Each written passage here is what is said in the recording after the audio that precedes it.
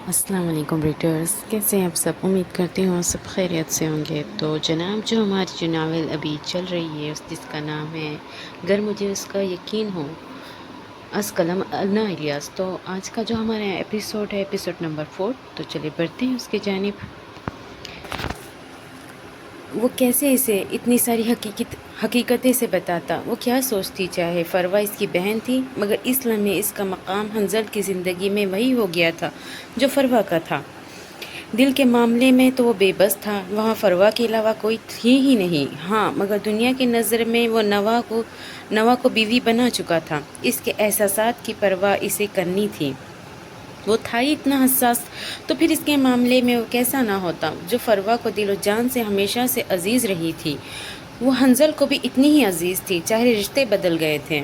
2-3 بار وہ اپنے موبائل پر نادرہ کی کال دیکھ کر اگنور کر چکے تھے، لیکن آخری چوتھی بار بھی جب ان کے فون پر نادرہ کی کال آئی تو اگنور نہ کر سکے۔ سکون نہیں آپ کو خاتون؟ میری بیٹی کی زندگی اجاڑ کر آپ پھر سے مجھے کالز کر کے پریشان کر رہی ہیں۔ ان کا لہجہ انتہائی سخت تھا۔ نادرہ جانتی تھی کہ فون اٹھانے پر اسے سخت سست ہی سننے کو ملے گی۔ میں جانتی ہوں میں اس قابل نہیں کہ آپ کو کال کروں، اور نہ ہی اس قابل کہ آپ میری کوئی بات سنیں، لیکن پھر بھی میری درخواست ہے ایک بار آپ مجھے سن لیں۔ ہو سکتا ہے کوئی طوفان آپ کی زندگی میں آنے والا ہو اور میری بات سن کر وہ طوفان اپنا رخ موڑ لیے۔ ان کی مبہم بات رفاقت صاحب کو کچھ صحیح سے سمجھ نہیں آئی۔ آپ کیا کہنا چاہتی ہیں؟ اب کی بار انہوں نے نادرہ کو کہنے کا موقع دیا۔ سب سے پہلے تو میں آپ سے معافی مانگنا چاہتی ہوں، جبکہ میں جانتی ہوں اب اس کا کوئی فائدہ نہیں، لیکن شاید میرے لیے اس کا کوئی فائدہ ہو جائے کہ زندگی اور موت کے بیچ کھڑی میری بچی کے لیے اللہ کوئی آسانی کر دے۔ ان کی بات سن کر رفاقت صاحب نے ہونٹ بھینچے، مگر ان کا دل نہ کیا کہ ان کی بیٹی کے بارے میں پوچھیں۔ جلدی بات کیجیے، مجھے اور بھی کام ہے، وہ بیزار لہجے میں بولے۔ میرا بیٹا جب سے جیل سے واپس آیا ہے انتقام کی آگ میں پاگل ہو رہا ہے۔ میری درخواست ہے کہ اگر آپ نے ابھی تک نوا کی کہیں شادی نہیں کی تو جلد از جلد کر دیں۔ اس کے ارادے ٹھیک نہیں ہیں۔ ان کی اطلاع پر وہ استہزائیہ ہنسے۔ اول تو مجھے آپ کے مشورے کی ضرورت نہیں، دوسری بات کہ یہ ایک جگہ کرنے کی کوشش کی تھی۔ اس لڑکے کی ماں اور بہن کو قتل کرنے کی دھمکی دے کر اس نے وہ رشتہ ختم کروا دیا ہے، تو اب تو آپ پیچھا چھوڑ دیں میری بیٹی کا، اور اگر آپ کا وہ نیم پاگل بیٹا سنبھل نہیں رہا تو اسے کسی ہاسپٹل میں ایڈمٹ کروائے، غصے میں کہہ کر انہوں نے فون بند کر دیا۔ اوہ، اب یہ ہمدرد بن کر نہ جانے کیا کرنے ٹپک پڑی ہیں۔ چاہے اسی نے انہیں کہا ہوتا تاکہ معلوم ہوتا رشتے کا کیا بنا، وہ سوچ کر مزید سیخ پا ہوئے۔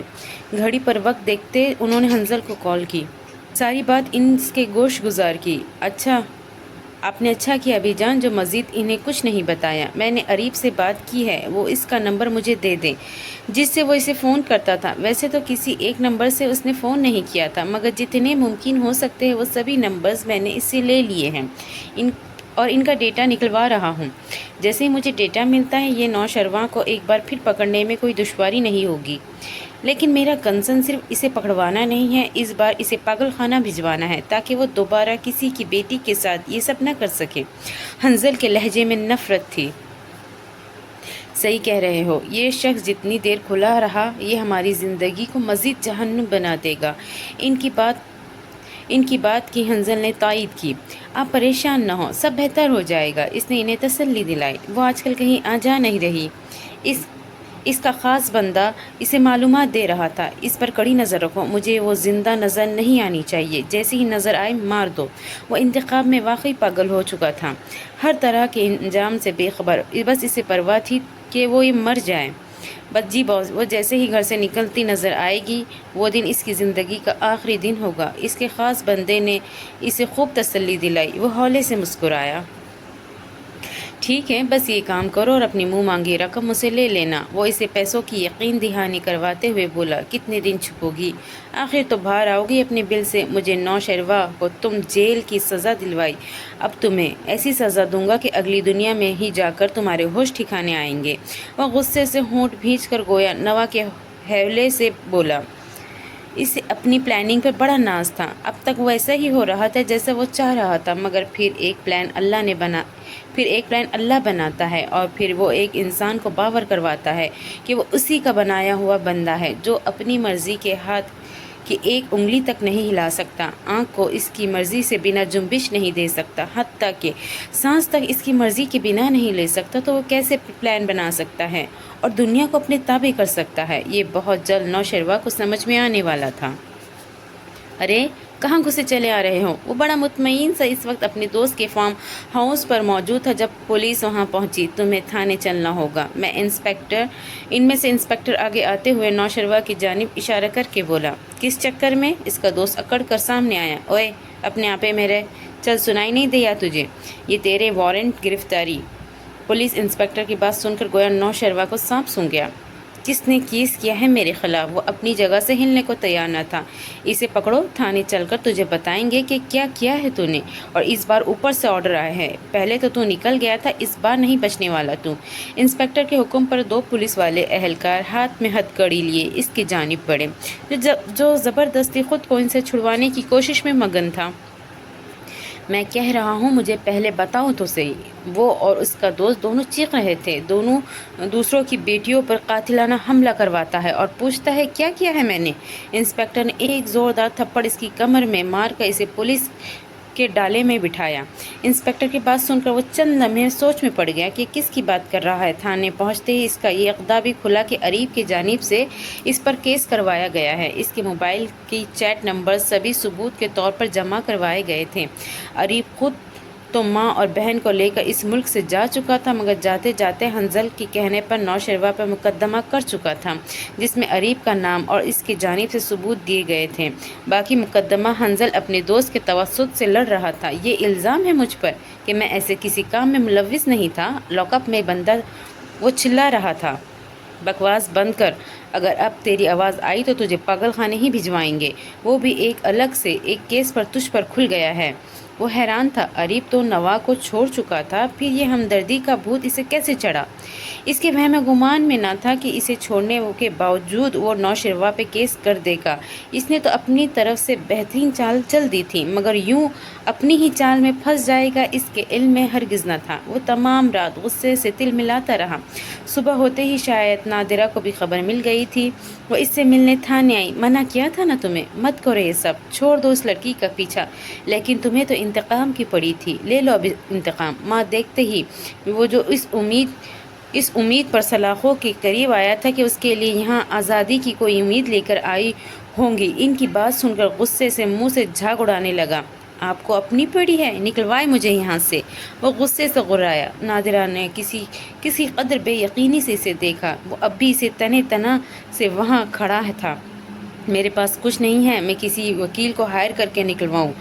پہلے ہی سامیہ کے علاج پر اتنا پیسہ لگ رہا ہے، تم معافی نامہ لکھو اور اپنی قید کم کرواؤ۔ وہ اسے جھکنے کا مشورہ دے رہی تھی۔ جہنم میں جھونکے، اسے مر ہی جائے گی، وہ ویسے بھی مری ہوئی ہے۔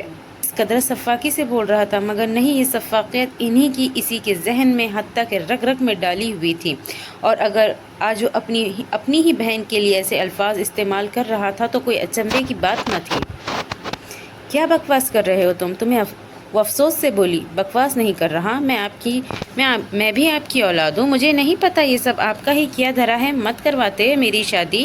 وہ آج بھی انہیں مورد الزام ٹھہرا رہا تھا۔ صحیح کہہ رہے ہو، اس سب کی وجہ میں ہی ہوں، وہ کھوکھلے لہجے میں بولی، مگر میں اب بھی کچھ نہیں کر سکتی۔ وہ اپنی بے بسی پر اس پر آشکار کرتی وہاں سے نکلتی چلی گئی اور پیچھے چیخنے لگا۔ چیزیں رکھ لی تم نے؟ کل اس کی فلائٹ تھی، اسون اسے چھوڑنے جا رہا تھا۔ کل سے پہلے وہ کبھی کسی ملک نہیں گئی تھی، اس لیے بھی وہ کچھ گھبرائی ہوئی تھی، اور سب سے بڑی وجہ حنظل اور اس کے درمیان رشتہ۔ جی ابا۔ رفاقت کو کمرے میں آتا دیکھ وہ بیگز کو بیڈ پر سے ہٹانے لگی۔ وہ سمجھ گئی تھی کہ وہ کچھ کہنے کے غرض سے اس کے کمرے میں آئے تھے۔ بیٹھو۔ بیڈ پر ایک جانب بیٹھنے پر انہوں نے اسے اپنے ساتھ بیٹھنے کا اشارہ کیا۔ نوا خاموشی سے ان کے برابر بیٹھ گئی، سر جھکا ہوا تھا، نظریں گود میں رکھے ہاتھوں پر تھی۔ تم میری بہت اچھی بیٹی ہو۔ انہوں نے گردن موڑ کر اس کے جھکے سر کو دیکھا، پھر محبت سے مسکرائے، اس کے سر پر ہاتھ رکھا۔ وہ محض سر ہلا گئی۔ میں نے کبھی تم پر کوئی چیز تھوپنی نہیں چاہی۔ میرا ماننا ہے جیسے بیٹوں کو ہر چیز میں ماں باپ آزادی دیتے ہیں، ویسے ہی بیٹیوں کو بھی دینی چاہیے۔ برابری کا تقاضا یہی ہے کہ دونوں کو ایک برابر سمجھا جائے۔ اسی لیے تمہاری پہلی شادی کو ختم کرنے کی خواہش پر میں نے تمہارا پورا ساتھ دیا۔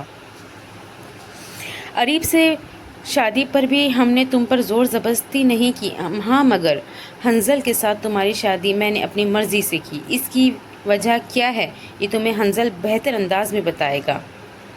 मैं सिर्फ ये कहना चाहता हूँ कि ये मत समझना कि किसी मजबूरी की वजह से ये शादी हुई, न किसी हमदर्दी के उनसर इसमें मौजूद है। कुछ फैसले ऐसे ही होने होते हैं जिनकी समझ और इदराक कभी कभी तो हमारी सारी ज़िंदगी नहीं होता, और कभी कभी ऐसा होता है कि कुछ वक्त लगता है चीज़ों और हालात को समझने में, तब हमें वह फैसला बिल्कुल ठीक लगता है। हंजल बहुत अच्छा है, मुझे तुम्हें ये बात बताने की ज़रूरत नहीं। हम सब के सामने इसकी हर अच्छाई और बुराई, बाकी शौहर के तौर पर वो कैसा है वो तुम्हें अब अंदाज़ा होगा, मगर मुझे पूरी उम्मीद है जैसे वो इसने फरवा को कभी तकलीफ़ और दुख नहीं दिया, वो तुम्हारे साथ भी इतना ही अच्छा रहेगा।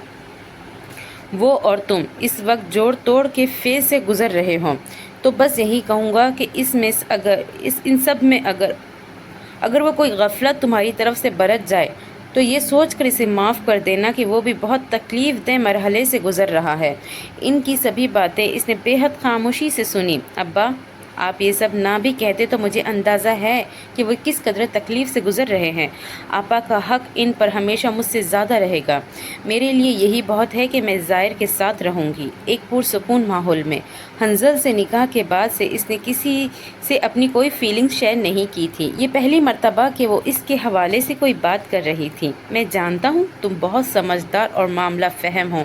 और वो एक बार फिर से इसके सर पर हाथ रखकर मोहब्बत से इसे देखते मुस्कुराए। वो सबसे मिलकर इस वक्त असवंत के हमरा फ़्लाइट में बैठी थी। वो नहीं जानती थी आने वाला वक्त ने इसके लिए क्या लिख रखा है। अभी वो कुछ सोचना भी नहीं चाहती थी। इन 2 सालों में इसकी ज़िंदगी इतनी बदल कर रह गई थी कि इतनी सब अजियतें इतने कम वक्त में मिल गई थी कि वो चाहकर भी इस वक्त कुछ भी और सोच कर ख़ुद को हल्का नहीं करना चाहती थी। हाँ, मगर एक इत्मीनान सा न जाने कैसे इसके अंदर बाहर तक फैल गया था। वो खुद इस बात पर हैरान थी।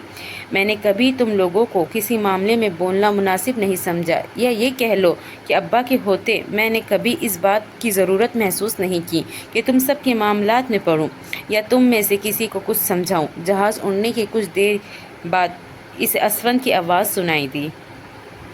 इसने लम्हा भर रुख मोड़ कर इसे देखा, जो चेहरे पर संजीदा तासुरात लिए इससे कुछ कहने की कोशिश कर रहा था। मगर मैं तुमसे कभी किसी गाफिल नहीं रहा। आज जब तुम्हें ज़िंदगी के इतने सारे मोड़ से गुज़र कर एक नए सफ़र पर गामज़न है, तो मैं बस यही कहूँगा कि अब ज़िंदगी में तुम कोई भी अजियत न झेलो।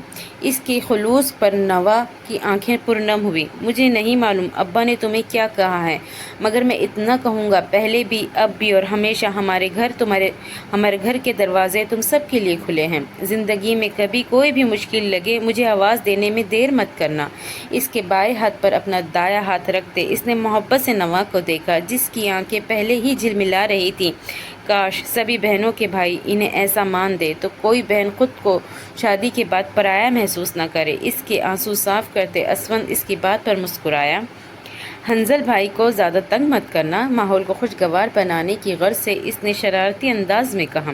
और ये पहली बार था कि हंजल के हवाले से किसी ने इससे कोई शरारत की थी। वो असवंत की बात का कोई जवाब नहीं दे सकी, एकदम नज़रें चुरा कर कोई और बात शुरू कर दी। असवंत के पीछे चलती एकदम असवंत के रुकने से भी वो भी रुकी। नज़र सामने उठी तो ब्लैक जीन्स पर लॉन्ग कोट पहने हंजल की गोद में जीन्स और जैकेट में मौजूद ज़ाहिर इन दोनों की जानिब देख रहा था। असवंत को शायद वो पहचान गया था, क्योंकि हंजल की गोद में वो खिलकारियाँ मारता कभी हंजल को तो कभी असवंत को देख रहा था। और वो जो ये समझी थी कि अब मोहब्बत और ऐसे ही सभी एहसास मुर्दा हो चुके हैं। ज़ाहिर को देखते ही जैसे अलग ही तरह का सुकून और इत्मीनान इसके रगोपै में सरायत कर गया। वो हैरान थी कि वो जो ज़ाहिर के बारे में कभी ऐसा महसूस ना कर सकी। न जाने ममता का ये जज्बा एकदम कैसे आश्कार हुआ। वो इसे गोद में लेने को बेचैन हो गई। कैसा है मेरा चैम? असवंत इसे गोद में लेकर मोहब्बत से इसके गाल चूमते बोला, जो बस इसे देखकर हंस रहा था। अस्सलाम वालेकुम। ज़ाहिर और असवंत की زائر اور اسفن سے نظریں ہٹا کر حنظل نے اس کی جانب دیکھا، جس کی نظریں زائر پر ٹکی تھی۔ وہ اس کی موجودگی کو جیسے فراموش کر چکی تھی۔ حنظل کی آواز پر نوا نے چونک کر اس کی جانب دیکھا۔ حنظل کی جانب اس کی اٹھتی نظریں میں کوئی تاثر تھا، مگر کیا یہ نہ وہ سمجھ رہی تھی نہ وہ حنظل کو اندازہ تھا۔ ہولے سے اس کے سلام کا جواب دے کر اس نے زائر کو پکڑنے کے لیے اپنے بازو وا کیے۔ وہ آرام سے اس کے بازوؤں میں سما گیا۔ نوا کو لگا کہ اسے چین آ گیا ہو۔ وہ جو دل حنظل سے نکاح کے بعد شدید بے چینی میں مبتلا تھا، اسی لمحے اس کا شائبہ بھی اسے محسوس نہیں ہو رہا تھا۔ اس لمحے اسے اندازہ ہوا کہ اگر اریب اس سے شادی کر لیتا تو وہ اس سکون سے محروم ہو جاتی۔ شاید ماں کا یہ دل تھا جو اسے اریب سے نکاح پر بھی خوش نہیں ہونے دے رہا تھا۔ اس دل کو سکون اولاد کے پاس ہی آنا تھا۔ حنظل سے شادی کا پہلا مقصد اسے اب سمجھ آ رہا تھا۔ چلے اسے ظاہر میں گم دیکھ کر حنظل نے گویا اسے احساس دلانا پڑا کہ وہ پبلک پلیس پہ کھڑے ہیں۔ نوا نے چونک کر اس کی جانب دیکھا، پھر ہولے سے سر ہلاتے گویا چلنے کا اندیا دیا۔ ظاہر اس کی گود میں تھا، جبکہ وہ دونوں سامان سمیت باتیں کرتے آگے بڑھ رہے تھے۔ تم کہاں کی تیاری کر رہے ہو؟ کھانا کھانے کے بعد وہ تینوں لاؤنج میں بیٹھے تھے جب موبائل پر کوئی میسج دیکھتے اسفن ان سے جانے کی اجازت مانگنے لگا۔ میں نے آپ کو بتانا تھا کہ ایک بہت کلوز فرینڈ یہیں پر ہوتا ہے۔ میں نے اسے آنے کا بتا دیا تھا۔ اب اس کی ضد ہے کہ رات اسی کے پاس رکوں۔ اسفن کی بات سن کر نوا بھی گھبرائی۔ تو آپ ویسے ہی کل ان سے مل لائیے گا۔ وہ جو ابھی تک ریلیکس تھی، اسفن فی الحال کچھ دن یہیں ہے۔ وہ تب تک یہ بہت سے معاملات پر آرام سے سوچے گی۔ اسے یکدم جانے کے لیے پرتولتا دیکھ کر گھبرا گئی۔ نہیں بھائی، بہت اصرار کر رہا ہے، اور آنے سے پہلے میں نے بھی حامی بھر آیا تھا۔ اب یوں انکار کرنا ٹھیک نہیں لگتا۔ میں کل شام تک واپس آ جاؤں گا۔ وہ سہولت سے انکار کرتا انہیں اپنا مسئلہ بتا رہا تھا۔ چلو میں تمہیں چھوڑاؤں۔ اسے نہ مانتا دیکھ کر حنظل نے چابی اور کوٹ پکڑتے بولا، ظاہر کی نینی یہی ہے، تم پریشان مت ہونا۔ جس لوکیشن پر اس نے جانا ہے وہ یہاں سے 10 منٹ کی ڈرائیو پر ہے۔ اسفن سے مخاطب ہونے کے بعد وہ اس سے سارے وقت میں پہلی بار اس سے براہ راست مخاطب ہوا۔ وہ تو اسفن کے جانب پر ہی پریشان سی ہو گئی۔ محض سر ہلا کر حنظل کی بات سنی۔ ظاہر اوپر اپنے کمرے میں سو رہا ہے۔ حنظل کا گھر چھوٹا مگر بے حد پیارا سا تھا۔ نیچے ایک کمرہ، کچن، لاؤنج اور ایک ڈرائنگ روم تھا، جبکہ سیڑھیاں چڑھ کر اوپر 2 کمرے اور اٹیچ باتھ روم تھا۔ 2 کمروں میں سے ایک کمرہ ظاہر کا تھا اور ایک حنظل کا تھا، جبکہ نیچے والے روم کو اس نے اپنا آفس بنا لیا تھا۔ نینی رات کو واپس چلی جاتی تھی، کچھ ہی دیر میں وہ جانے والی تھی۔ وہ جو حنظل کی موجودگی سے خود کو لاتعلق ظاہر کر رہی تھی، اب یوں اکیلے ان سب کے جانے کے بعد اس کا سامنا کرنا اسے بہت مشکل لگ رہا تھا۔ وہ اپنی ہی سوچوں میں گم تھی۔ جب وہ دونوں وہاں سے جا چکے تھے، وہ ہاتھ مروڑتی سوچ میں پڑ چکی تھی اب وہ کیا کرے۔ اس سب کو تو اس نے اب تک سوچا بھی نہیں تھا۔ حنظل کا رویہ اسے ابھی بھی اجنبی سا لگ رہا تھا۔ اس نے نوا سے زیادہ بات بھی نہیں کی تھی، شاید وہ بھی اس سب کے لیے ذہنی طور پر تیار نہیں تھا۔ وہ اٹھ کر ظاہر کے روم میں آ گئی۔ اس کی نینی سمجھی کہ اسے کچھ چاہیے۔ وہ فوراً اس کی مدد کو اٹھی۔ نہیں، مجھے کچھ نہیں چاہیے، بس سامان رکھنا تھا۔ وہ سوٹ کیس اٹھائے اس کمرے میں موجود تھی۔ اس کی بات پر وہ ہلکا سا مسکرائی۔ ابھی ظاہر کے سونے کی وجہ سے وہ کمرے میں کوئی آواز نہیں کرنا چاہتی تھی۔ سامان صبح رکھنے کا ارادہ کر کے وہ وہیں بیٹھ کر مارتھا سے باتیں کرنے لگی۔ اسفن کو چھوڑ کر جیسے ہی وہ گھر واپس آیا، لاؤنج میں آتے ہی اسے نوا کہیں نظر نہیں آئی۔ کوٹ سائڈ پر لگے ہک میں لٹکاتے وہ کچن کی جانب بڑھا، وہ بھی خالی تھا۔ وہاں سے ہوتا وہ اپنے آفس کی جانب آیا، وہاں بھی کوئی نہیں تھا۔ کچھ سوچ کر وہ سیڑھیاں چڑھ کر اوپر آیا۔ ظاہر کے کمرے کا دروازہ ہلکا سا کھلا تھا، جس کے بالکل سامنے مزے سے بیٹھی مارتھا سے باتوں میں مگن نظر آئی۔ حنظل نے گہری سانس کھینچی، پھر کچھ سوچ کر ہولے سے دروازے پر نوک کیا۔ اس کے نوک کرنے پر دونوں خاموش ہوئی۔ مارتھا، اب آپ جا سکتی ہیں۔ حنظل کے کہنے پر وہ جلدی سے اٹھ کھڑی ہوئی۔ نوا بھی اس کے ساتھ کھڑی ہو گئی۔ مارتھا محبت سے اس سے ملتے کمرے سے نکلتے چلی گئی۔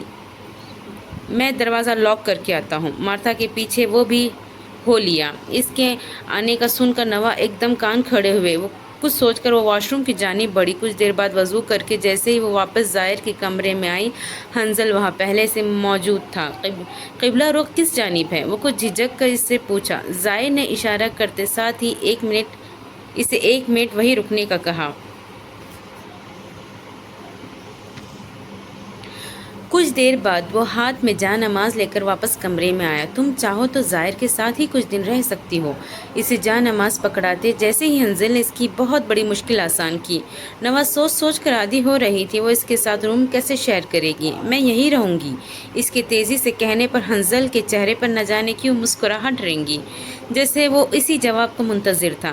یہ گھر اب سے تمہارا ہے، تم یہاں ریلیکس ہو کر رہو اور مجھ سے گھبرانے کی بالکل ضرورت نہیں ہے۔ وہ شاید اس کی گھبراہٹ کو اچھی طرح نوٹ کر چکا تھا۔ اس کے باور کروانے پر نوا محض سر ہلا گئی۔ ظاہر کے کمرے میں اس کی بیبی کوٹ کے علاوہ ایک سنگل بیڈ کا انتظام وہ ان دنوں کروا چکا تھا۔ وہ جانتا تھا اسے اور نوا کو ابھی اس رشتے کو قبول کرنے کے لیے وقت چاہیے تھا، اور وہ یہ وقت نوا پر خود کو مسلط نہیں کرنا چاہتا تھا۔ Good night. وہ اسے جا نماز بچھاتا دیکھ کر خود اس سے مخاطب ہوتا ظاہر کی جانب آیا، جھک کر اس کے ماتھے پر بوسہ دیا۔ نوا نے یہ منظر بڑی حسرت سے دیکھا۔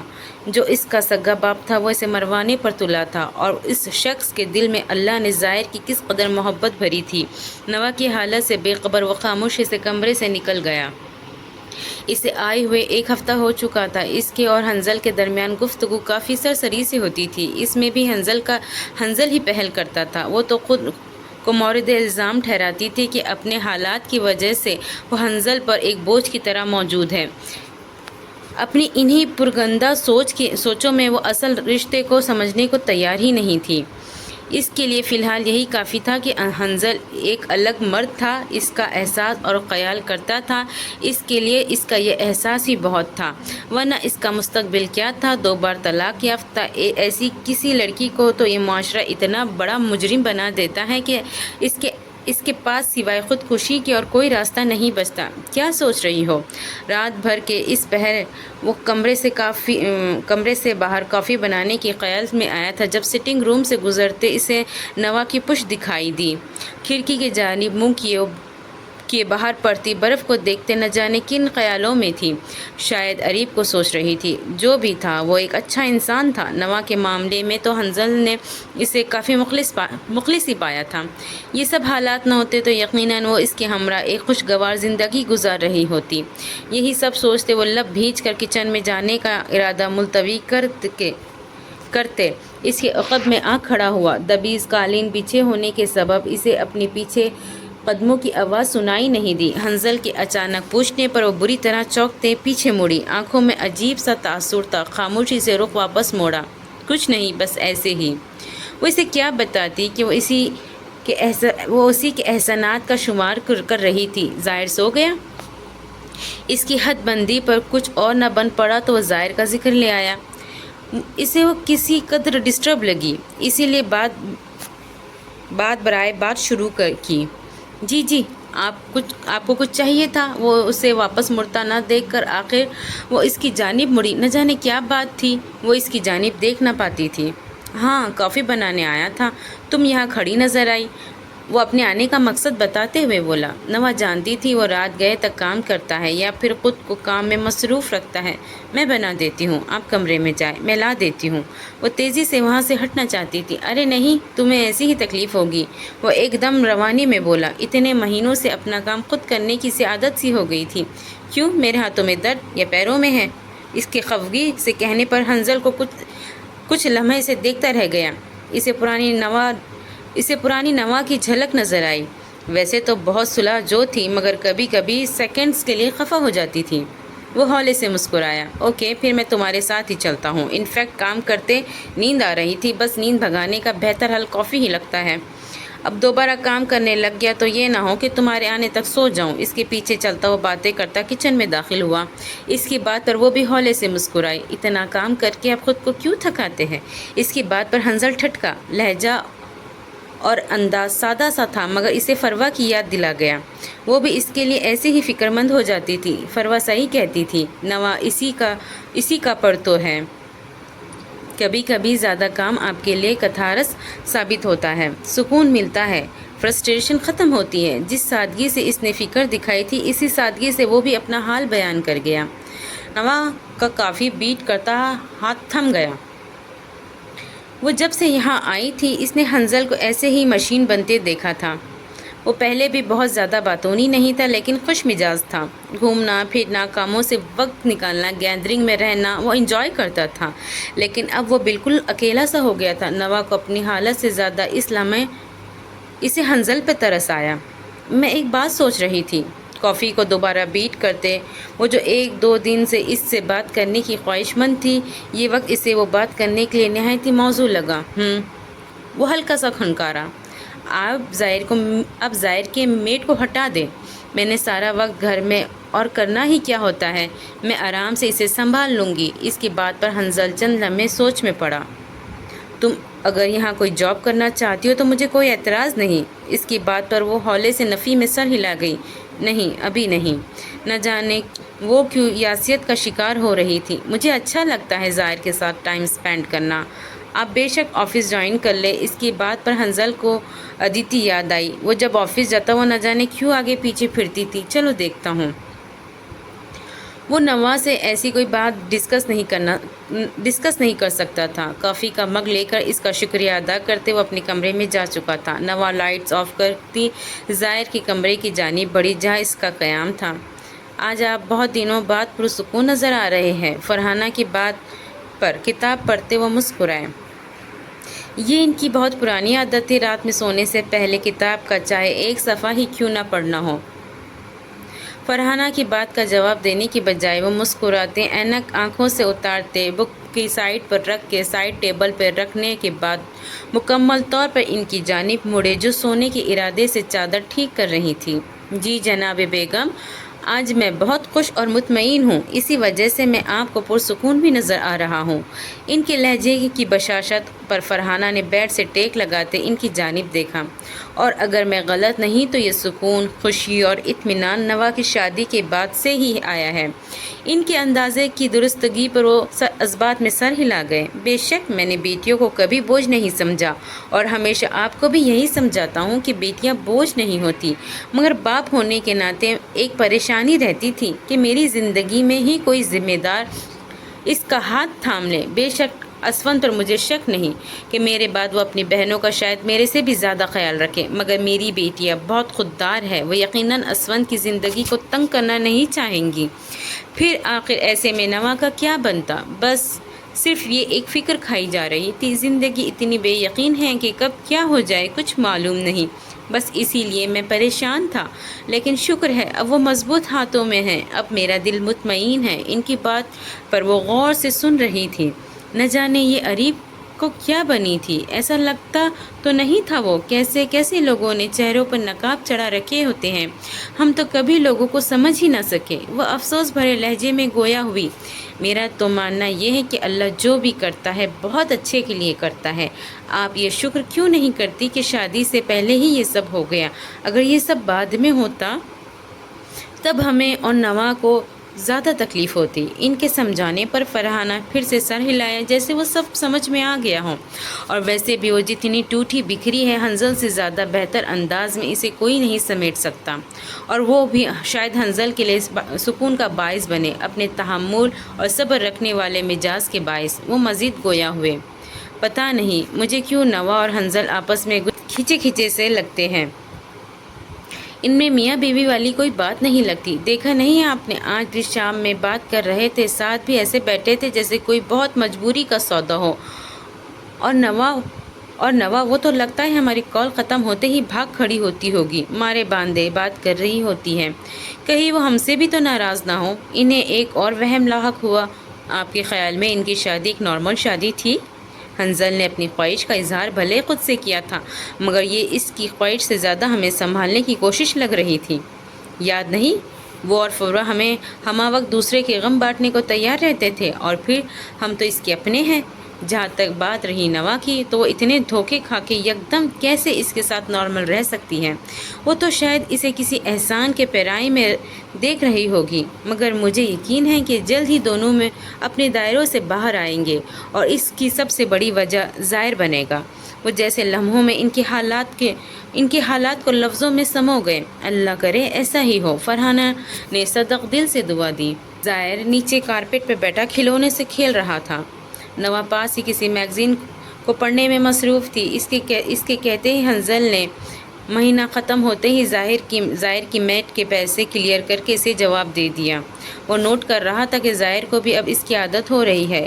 وہ بڑے آرام سے سب کچھ مینیج کر رہی تھی، ظاہر گھر کے کام، یہاں تک حنظل کے بھی بہت سے کام اس نے اپنے ذمے لے لیے تھے، یہ کہہ کر کہ میں فارغ ہی ہوتی ہوں، آرام سے کر لوں گی، اسی بہانے بزی بھی ہو جاؤں گی۔ حالانکہ وہ دیکھ سکتا تھا کہ ظاہر کی فل ٹائم ڈیوٹی ہے، بڑا ہونے کے ساتھ ساتھ وہ کرولنگ اور ایسے ہی بہت سے کام سیکھ رہا تھا جس کے لیے ہر وقت اس پر دھیان رکھنا ضروری ہوتا تھا۔ نوا بڑے آرام سے یہ سبھی کام کر رہی تھی۔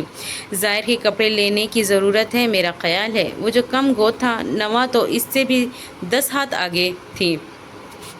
اس سے بات کرنے کے لیے حنظل کو ہمیشہ ہی ایسی باتوں کا سہارا لینا پڑتا تھا، ورنہ اگر وہ سارا دن بھی اس سے بات نہ کرتا تو وہ بھی اس سے بات نہیں کرتی تھی۔ کیوں؟ کیا ہوا؟ وہ جو میگزین میں اور ظاہر میں مگن تھی، اس کے پکار پر چونک گئی۔ حنظل کو کبھی کبھی محسوس ہوتا تھا کہ وہ اس کی پکار پر سہم سی جاتی ہے۔ چونک کر دیکھنا، ایسا نہیں ہوتا، مجھے اس کے کپڑے چھوٹے لگ رہے ہیں۔ اس کی توجہ دلانے پر اس نے اب کی بار غور سے ظاہر کو دیکھا۔ اس کے کپڑے واقعی پورے تھے۔ اسے اپنی کوتاہی کا احساس ہوا۔ مجھے اندازہ نہیں رہا، وہ شرمندہ سی بولی۔ کوئی بات نہیں، ابھی فری ہو تو چلتے ہیں، آج تو میرا بھی آف تھا، اس نے جیسے نوا کو اطلاع دی۔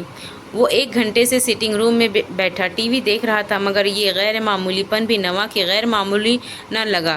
وہ اس سے پوچھ ہی لیتی کہ آج گھنٹے سے یہاں کیوں بیٹھے ہیں۔ وہ تو خود میں اور ظاہر میں ایسی مگن تھی جیسا کوئی تیسرا وجود ہو ہی نہ۔ نہیں، میں بزی تو نہیں، چلے، وہ بادل ناخواستہ مان گئی۔ گھر سے نکلتے وقت حنظل نے اسے کارڈ دیا۔ میں اس کا کیا کروں گی؟ اس نے حیرت سے کارڈ کو دیکھا۔ شاپنگ کیا مفت میں کرو گی؟ اس کی بات پر وہ کھسیانی ہوئی۔ نہیں، میرے پاس بھی کارڈ ہے۔ اس کی بات پر حنظل کا کوٹ پہنتا ہاتھ تھما، ایک اچھتی نگاہ اس کی جانب ڈالی۔ اطلاع دینے کا شکریہ، لیکن آپ اس وقت اپنے شوہر اور ظاہر کے باپ کے ساتھ جا رہی ہیں، لہٰذا میری کمائی کو ہی حلال کرے تو بہتر ہے۔ وہ سنجیدہ سا کہتا اسے باہر آنے کا اشارہ کرتے نکلتے دروازے کو لاک کر کے گاڑی کی جانب بڑھا۔ اس کی بات پر وہ لب بھینچی، ظاہر کی پرام گھسیٹتی گاڑی کی جانب بڑھی۔ ظاہر کو کار کی سیٹ پر پیچھے بٹھاتے اسے آگے بیٹھنے کا اشارہ کرتے خود ڈرائیونگ سیٹ سنبھال چکا تھا، مگر آپ ساتھ ہیں تو اس کی سوئی وہیں اٹکی تھی۔ گاڑی میں بیٹھتے بھی کارڈ والا ہاتھ ہنوز اس کی جانب بڑھائے وہ بولی، یہ بھی ہو سکتا ہے کہ تم کسی اور شاپ میں چلی جاؤ اور میں کسی اور میں، ایٹ لیسٹ تب تو تمہارے پاس کارڈ ہونا چاہیے پے کرنے کے لیے، اور تم اتنی بحث کیوں کر رہی ہو؟ کارڈ یہ ہے، کوئی بم تو نہیں کہ تم پریشان ہو جاؤ۔ تمہارے ساتھ شادی تمہیں صرف ایک گھر اور 3 وقت کی روٹی کے لیے نہیں کی تھی، تمہاری بہت سی ضروریات ہوں گی، ظاہر کی چیزوں سے الگ اپنے لیے بھی شاپنگ کر لینا۔ تمہارا شوہر کنگلا ہرگز نہیں ہے۔ اسے اچھے سے بہت کچھ باور کرواتے وہ خاموش ہو گیا۔ اب کی بار نوا نے لب بھینچے اور کارڈ واپس بیگ میں رکھ لیا۔ اسے نہیں یاد پڑتا کہ نوشیروان نے کبھی کوئی مان اسے دیا تھا، نہ جانے کیوں آنسوؤں کا ایک گولا اس کے گلے میں پھنس گیا تھا۔ وہ حنظل اور نوشیروان کا مقابلہ نہیں کرنا چاہتی تھی، لیکن پھر بھی یہ تقابل ہو رہا تھا۔ پھر سارا وقت حنظل نے اسے اتنا بزی رکھا کہ اس کے ذہن میں اپنے اور ظاہر اور حنظل کے علاوہ کوئی اور آیا بھی نہیں۔ بہت تھک گئے یار، یہیں سے کچھ کھا لیتے ہیں، پھر گھر چلیں گے۔ وہ تھیلے اٹھائے بولا۔ اب کی بار نوا نے بحث نہیں کی، چپ چاپ گاڑی میں سب تھیلے رکھ کر وہ اس کے ہمراہ ظاہر کی پرام گھسیٹتے ایک ریسٹورنٹ میں داخل ہوئی۔ وہ دونوں آمنے سامنے بیٹھے تھے۔ ظاہر کب کا سو چکا تھا، نوا نے اسے پرام سے نہیں نکالا۔ کبھی کبھی اسے یہ زندگی ایک خواب لگتی تھی، اتنا سکون، اطمینان، عزت اور مان۔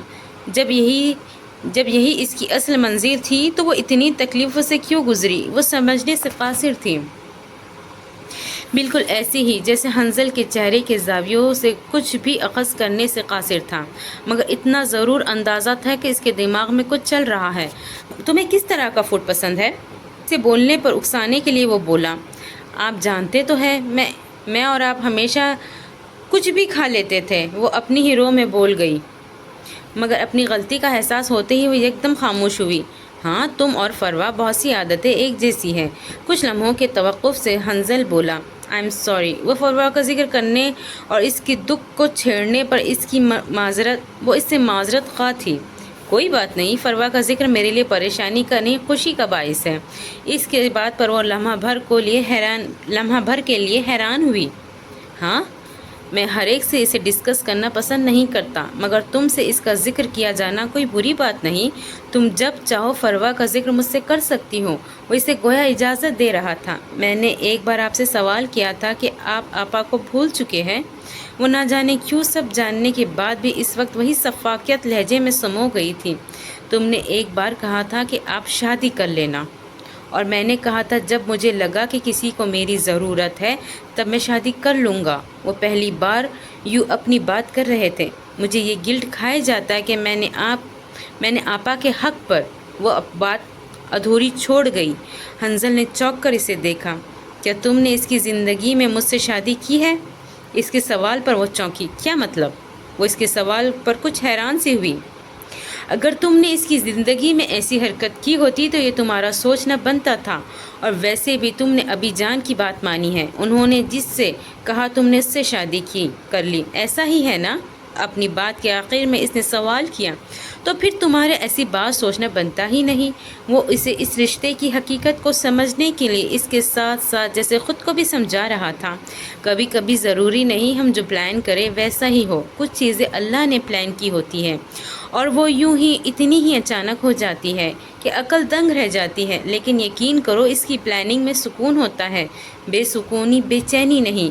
अगर तुम इस पर यकीन रखती हो तो अपने दिल से पूछ कर बताओ कि तुम्हारा दिल बेचैन है इस रिश्ते के बाद? इसके सवाल पर नवा ने नज़रें चुराई। वो इसे कैसे बताती कि सारी बेचैनी इस पल गायब हो गई थी जब इसने ज़ाहिर को एयरपोर्ट पर ख़ुद से लगाया था। इसे इस फैसले के होने की एक हिकमत समझ आ गई थी। इसके बाप ने तो इसे धुतकार दिया था, मगर अल्लाह नहीं चाहता था कि वो बाप के बाद माँ के ज़िंदा होते भी बिन माँ के रहे। आखिर वो भी तो हमसे 70 माओं के बराबर मोहब्बत करता है। औलाद के छोड़ने का दुख क्या होता है ये अल्लाह से बेहतर कौन जान सकता है। बस अल्लाह ने इसे इसी दुख से दो चार होने से बचा लिया था। ख़ुद को इस गिल्ट से निकालो कि कोई किसी की जगह और इसका हक़ नहीं ले सकता। फरवा की जगह वही है जो इसकी ज़िंदगी में थी। हम ज़िंदगी में हर रिश्ते की अलग जगह बनाते हैं, पहले से मौजूद रिश्तों की जगह को रिप्लेस नहीं करते। अल्लाह ने दिल में इतनी गुंजाइश रखी होती है कि नए रिश्ते बनने पर नई जगह इन्हें ज़िंदगी में दे दी जाए। ये कोई घर नहीं जहाँ 4 या 3 कमरे हो और मालिक मकान को समझ ना आए कि नए आने वाले को कहाँ रखा जाए। दिल की वसअत का तो हम अंदाज़ा भी नहीं कर सकते। वो कितने सहल तरीके से इसे गिल्ट से बाहर निकाल रहा था, ये वही कर सकता था। आपा बहुत लकी थी। ये पहली बार था जब नवा यूँ इससे अपने एहसास शेयर कर रही थी। शायद तकल्लुफ़ और तकलीफ़ की ज़मीं पर बर्फ़ पिघलना शुरू हो गई थी और अब तुम हो। वो इसे इसका मुकाम बावर करवा रहा था। नवा खामोश सी हो गई। हंजल उठकर मील लेने चल पड़ा। मैं 2 दिन के लिए एक सेमिनार पे जा रहा हूँ। वो दोनों इस वक्त रात का खाना खा रहे थे जब इसने नवा को इतला दी। नवा का चावल से भरा चम्मच मुँह जानिब ले जाता लम्हे भर को थमा। आउट ऑफ स्टेट या आउट ऑफ कंट्री? इसके इतला देने के अंदाज से वो इतना ही ज़रूर समझ गई थी कि सेमिनार इनके अपने शहर में नहीं है। हाँ, कैलगरी जाना है। तुम और ज़ाहिर भी साथ जाओगे? एक और इतला दी गई। लेकिन हम वहाँ क्या करेंगे? इसने अचंभे से पूछा। हंजल ने एक निगाह सीधी इसके हैरान नज़रों में डाली। एंजॉय करना? मैं सेमिनार अटेंड करूँगा, तुम कैलगरी में घूम लेना।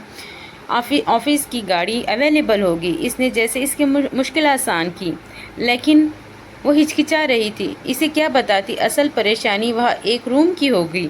यहाँ तो दोनों का अलग रूम था।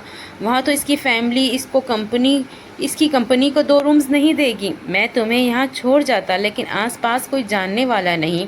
ज़ाहिर की मेट से मैंने बात की थी, वो भी आजकल हैमिल्टन में नहीं है, वरना वो तुम दोनों के साथ रह लेती। इसने तफसील बताई। नहीं, ठीक है। वो तोहा करहा मान गई। वो जो जग से पानी ग्लास में डाल रहा था, झुकी नज़रें उठाकर एक नज़र इसे देखा। तुम कंफर्टेबल नहीं हो तो मैं सेमिनार के लिए मना कर देता हूँ। इसकी बात पर नवा ने नफ़ी में सर हिलाया। वो पहले ही इसके लिए इतना कुछ कर रहा था। वो नहीं चाहती थी कि اب وہ اپنے پروفیشن کو بھی لے کر اس کے لیے داؤ پر لگائے۔ نہیں کوئی بات نہیں، ہم چلیں گے، وہ ہچکچا کر بولی۔ کب جانا ہے؟ اس نے اگلا سوال کیا۔ کل شام 4 بجے کی فلائٹ ہے۔ صبح مجھے کچھ فائلز دینے آفس جانا ہے، میں 1 بجے تک واپس آ جاؤں گا، تم ریڈی رہنا، 2 بجے ہمیں ایئرپورٹ کے لیے نکلنا ہے، اپنی اور ظاہر کی پیکنگ کر لینا۔ وہ جو نیپکن سے ہاتھ اور منہ صاف کر رہی تھی کچھ دیر رک کر اس کی ساری بات توجہ سے سننے لگی۔ آپ بھی اپنے کپڑے نکال دینا، میں پیکنگ کر دوں گی۔ وہ کرسی سے اٹھی۔ نہیں میں کر لوں گا۔ اس کا لہجہ یکدم اجنبیت سمیٹ آئی۔ میرا خیال ہے ہم ایک دوسرے کے لیے کبھی بھی اتنے اجنبی نہیں رہے، اور اب تو بالکل نہیں رہے۔ نہ جانے کیوں وہ اس کا خیال رکھتے، وہ اس کو اپنا بنا رہا تھا، اور جہاں کہیں بات نوا کی اس کا خیال رکھنے کی آتی تو فوراً اجنبیت کے خول میں سمٹ جاتا تھا۔ اگر اتنے اجنبی نہیں رہے تو پھر تم میرے ساتھ جانے سے کیوں ہچکچا رہی ہو؟ اس کی بات کے جواب میں اس کا سوال نوا کو اچھا خاصا پزل کر گیا۔ میں اپنا روم لاک نہیں کرتا، تم کسی بھی وقت جا کر پیکنگ کر سکتی ہو۔ اس کی مشکل آسان کرتے وہ زومانی بات کر گیا۔ نوا کو سمجھ نہیں آئی وہ کیا جواب دے۔ آپ کافی لیں گے؟ کوئی جواب نہ بن پڑا تو وہ بات کہیں اور لے گئی۔ ضرور۔ حنظل کے لبوں پر ایک خفیف سی مسکراہٹ آئی۔ اگلے دن حنظل کے جاتے ہی وہ اس کے کمرے میں آئی۔ وہ ابھی تک ایک بار بھی حنظل کے کمرے میں نہیں آئی تھی۔ وہ اپنا روم خود صاف کرتا تھا۔ نوا کو یکدم احساس ہوا یہ ذمہ داری اب اسے لینی چاہیے۔ وہ اگر کہتا نہیں تو محسوس تو کرتا ہوگا۔ آخر یہ شادی اس نے صرف نوا کو سپورٹ کرنے کے لیے تو نہیں کی تھی، اس کی اپنی بھی تو ضروریات تھی جن کا نوا کو بیوی کی حیثیت سے خیال رکھنا چاہیے تھا۔ کمرہ بہت نفیس سا سجا تھا، کوئی آرائش نہیں کی ہوئی تھی۔ ڈبل بیڈ، ایک بیگ، فرش پر کارپیٹ کے اوپر ایک ریک کے سامنے دیواریں میں موجود شیلفز پر چند کتابیں اور 1-2 ڈیکوریشن پیس تھے۔ بیڈ کے سائڈ ٹیبل پر ایک جانب لیمپ اور دوسری جانب حنظل اور فروا کی تصویر لگی تھی۔ وہ بے اختیار چلتی اس کی جانب آئی، آہستہ سے فریم اٹھا کر ہاتھ میں پکڑا۔ فروا کی ہنستی ہوئی زندگی سے بھرپور تصویر جس میں وہ سامنے اور حنظل اس کے مسکراتے جگمگاتے چہرے کو محبت سے دیکھ رہا تھا۔ یہ تصویر ہینا کی شادی کی تھی۔ نوا کو خود بھی یہ تصویر بہت پسند تھی۔ نہ جانے کیا کیا سوچتے اس کی آنکھوں میں آنسو در آئے۔ محبت سے تصویر میں موجود فروا کے چہرے پر ہاتھ پھیر کر وہی اپنے لبوں سے لگا لیا۔ کچھ دیر وہ بیٹھی روتے ہوئے اس تصویر کو دیکھتی رہی۔ ظاہر کی آواز پر وہ بری طرح چونکی۔ ظاہر کو سلا کر وہ حنظل کے کمرے میں پیکنگ کی غرض سے آئی تھی، مگر پیکنگ کرنے کے بجائے وہ فروا کی یاد میں وہیں بیٹھ گئی۔ تیزی سے تصویر سائڈ ٹیبل پر اسی طرح سیٹ کرنے کی بجائے وہ اوندھی کر کے ساتھ والے کمرے کی جانب بڑھی جہاں ظاہر اپنی کوٹ میں بیٹھا رو رہا تھا۔ او میرا بیبی جاگ گیا۔ ظاہر کو گود میں لیے اسے پیار کرتے ساتھ لگایا۔ ماں کے ساتھ لگتے ہی چپ کر گیا۔ چلو اب بابا کے روم میں بیٹھو، میں پیکنگ کر لوں۔ اس سے بات کرتے اس کے چند ایک ٹوائز لے کے وہ واپس حنظل کے کمرے میں آئی۔ اسے بیڈ پر کھلونے دے کر بٹھایا۔ حنظل بیگ الماری کے ساتھ نکال کر رکھ گیا تھا۔ نوا نے جلدی سے بیگ پکڑا، وقت ضائع کیے بغیر ہی اس کی وارڈروب کی جانب بڑھی، ساتھ ساتھ ایک نظر بیڈ پر تکیوں کے درمیان بیٹھے ظاہر پر بھی ڈال لیتی جو کھلونے میں مگن ہو چکا تھا۔ اس کی جانب سے بے فکر ہوتی۔ 12 بجے تک وہ اس کی ساری پیکنگ کر چکی تھی۔ بیگ بیڈ کے پاس رکھتے، ظاہر کو وہاں سے اٹھاتے، بیڈ اس کے کھلونوں سے صاف کرتے، تکیے واپس ان کی جگہ پر رکھتے، وہ کچن کی جانب آئی۔ ظاہر کا فیڈر بنا کر چائے بنانے لگی۔ حنظل نے تو کھانا بنانے سے منع کر دیا تھا کہ وہ ناشتہ ہیوی کر گیا تھا، جبکہ نوا نے کچھ سوچتے ساتھ ہی نوڈلز کا ایک باؤل بنا لیا۔ رات تک اب اس کا کچھ کھائے پیے بغیر بھی گزارا ہو جانا تھا۔ اپنی اور ظاہر کی پیکنگ وہ رات میں ہی کر چکی تھی۔ پورے 2 بجے وہ لوگ آفس کی گاڑی پر ایئرپورٹ کے لیے روانہ ہو چکے تھے۔ یہ اس کا حنظل کے ساتھ پہلا سفر تھا۔ وہ دونوں خاموشی سے بھاگتے دوڑتے نظاروں کو دیکھ رہے تھے۔ بس جب ظاہر کو کلکاری مارتا یا اپنی ہی زبان میں غوغا کرتا تب دونوں چونک کر اس کی جانب متوجہ ہوتے۔ ان کے درمیان تعلق کو زندہ رکھنے کا ذریعہ ظاہر تھا، ورنہ دونوں پولز کے دوسرے پر کھڑے تھے اور فاصلہ تھا ابھی ختم ہونے کا نام ہی نہیں لے رہا تھا۔ تم نے سب چیزیں رکھ لی تھی؟ ظاہر حنظل کے قریب سے ہوتے ہوئے کسی اور کی گود میں کم ہی ہوتا تھا۔ اس وقت ماں کی گود سے نکل کر وہ حنظل کی گود میں مزے سے بیٹھا تھا۔ کبھی اس کی جیکٹ سے کھیلتا تو کبھی باہر کے نظارے دیکھ لیتا۔ جی جتنا ذہن میں آیا وہ تو سب رکھ لیا تھا، وہ سر ہلا کر ہنوز باہر دیکھتے بولی۔ حنظل پھر بھی خاموش ہو گیا۔ جیسے وہ گاڑی سے اترے اس نے سامان نکالتے حنظل سے ظاہر کو تھاما۔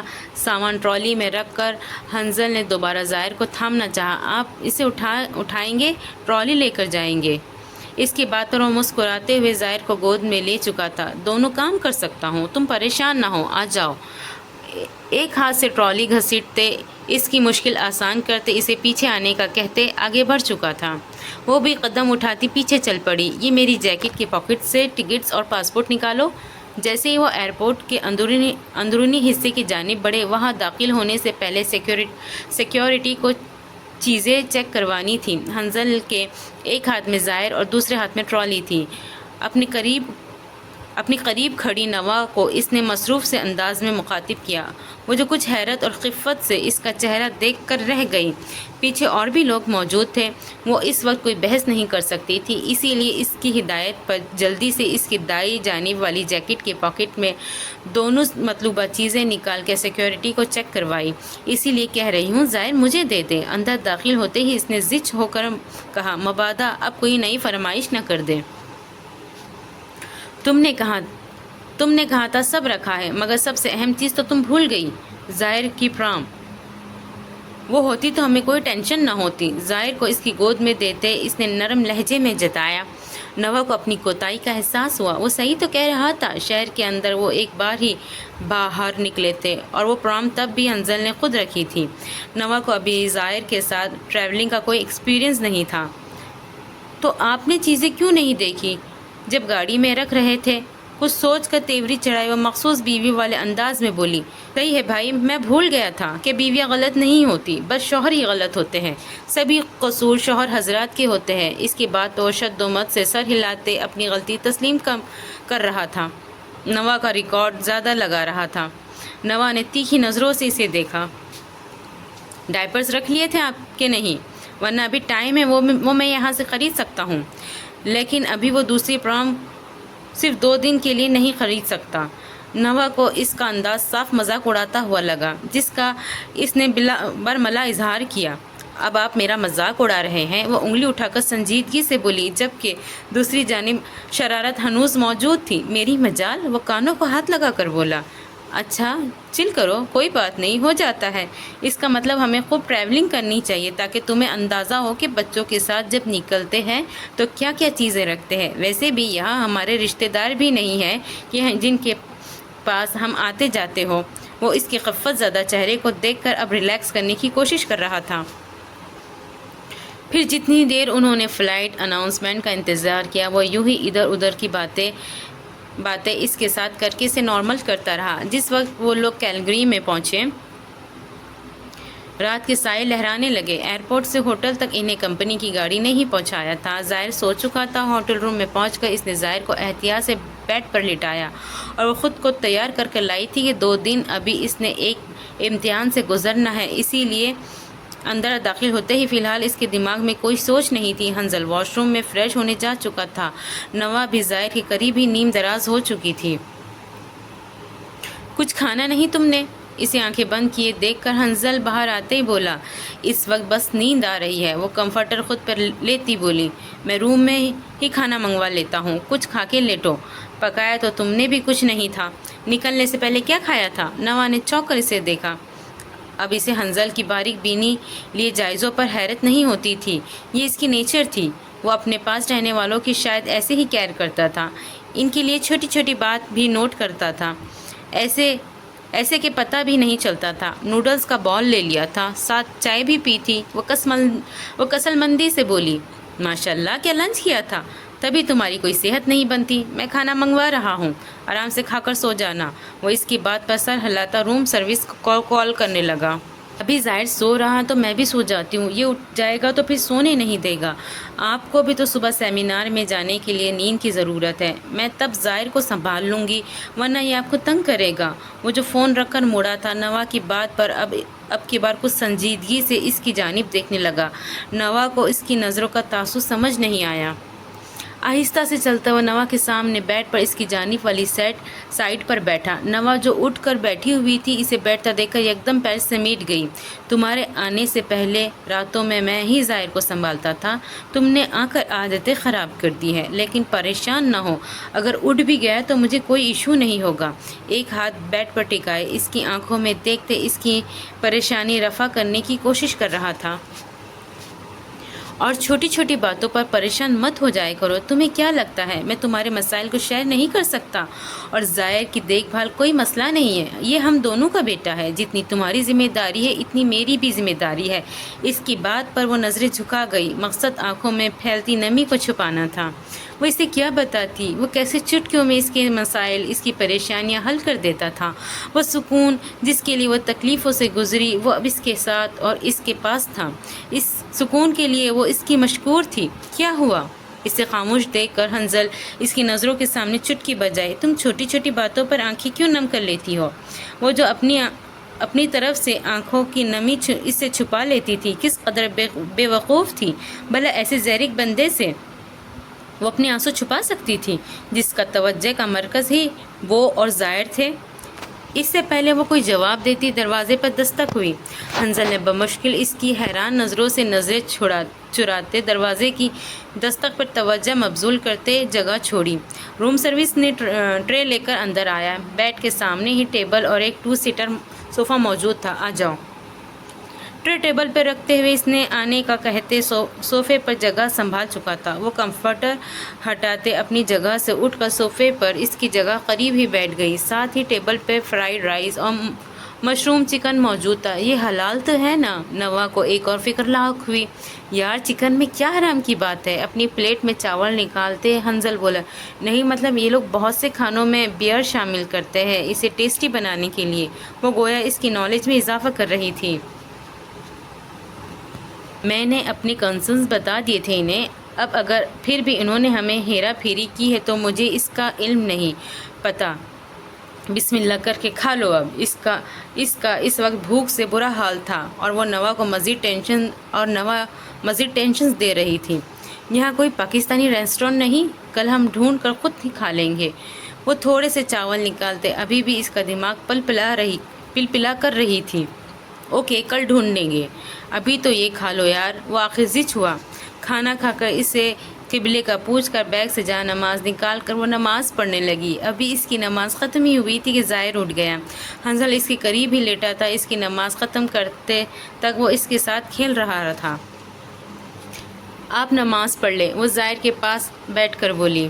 جب تک اس نے نماز ختم کی وہ ظاہر کو چپس کھلا چکی تھی۔ ظاہر کے لیے چند ایک چیزیں وہ بنا کر لے آئی تھی۔ جہاں نماز صوفے پر رکھ کر حنظل نے ٹائم دیکھا، 11 بج چکے تھے۔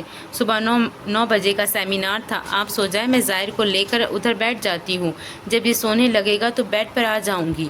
وہ ظاہر کو اس کے پاس سے لینے کے لیے آگے بڑھی۔ تم آرام سے 2 گھنٹے لیٹ جاؤ، 2 گھنٹے بعد بھی یہ نہیں سویا تو میں تمہیں اٹھا دوں گا۔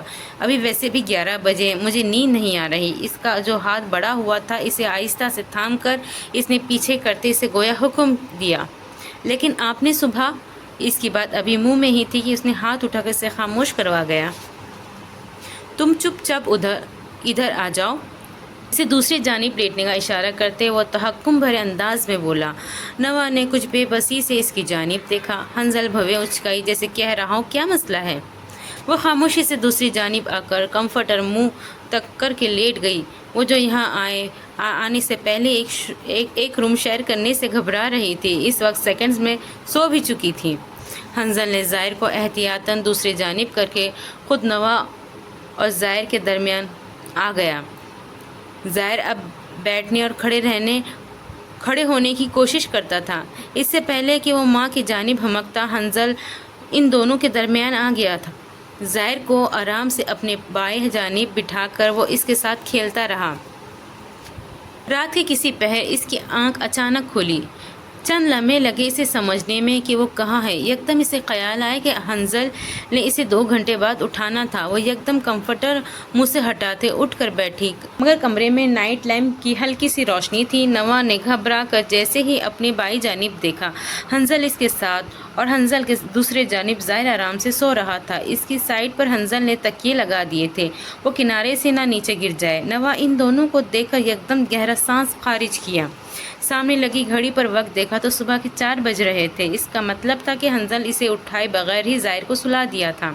گردن موڑ کر اس نے اپنے ساتھ لیٹے اس مہربان شخص کو دیکھا۔ سوتے ہوئے بھی اس کی وجاہت میں کوئی کمی نہیں تھی۔ یکدم اس مہربان کے چہرے کے پیچھے اسے نوشرواں کا چہرہ یاد آیا۔ دیکھنے میں وہ بھی بے حد خوبصورت مرد تھا۔ مردانگی کا شاہکار کہنا غلط نہ تھا، مگر خوبصورت چہروں کے پیچھے کبھی کبھی کتنے حیوان چھپے ہوتے ہیں جو ان کی خوبصورتی کو ماند کر دیتے ہیں، اور جو کچھ خوبصورت چہرے اپنی عادتوں اور نیکیوں کے سبب اور بھی خوبصورت لگنے لگتے ہیں۔ حنظل کا چہرہ اسے شاید اسی لیے بے حد خوبصورت لگ رہا تھا۔ وہ اس کی جانب نظر بھر کر نہیں دیکھتی تھی، اسے لگتا تھا یہ اس کا حق نہیں ہے، مگر اس لمحے اس مہربان شخص کو دیکھتے اور دیکھتے رہنے کا دل کر رہا تھا۔ وہ کیسے اس کی پریشانیوں کو چٹکیوں میں حل نکال دیتا تھا۔ کیا اس کے صبر کا پھل تھا یہ؟ چند لمحے اسے دیکھتے رہنے کے بعد وہ آہستہ سے اس کے قریب لیٹ گئی۔ حنظل سیدھا لیٹا تھا، دایاں ہاتھ موڑ کر ظاہر پر رکھا ہوا تھا، جس کا سر باپ کے کندھے پر تھا۔ نوا نے دونوں کی بلائیں لی۔ میں سوچ بھی نہیں سکتی تھی اللہ نے تمہاری تربیت کا ذمہ اتنے اچھے انسان کے حصے میں لکھا تھا۔ وہ دل میں ظاہر سے مخاطب ہوئی۔ ایک تشکر بھرا آنسو ٹوٹ کر اس کی آنکھوں سے تکیے میں جذب ہوا۔ حنظل کا دایاں ہاتھ سینے پر رکھا تھا۔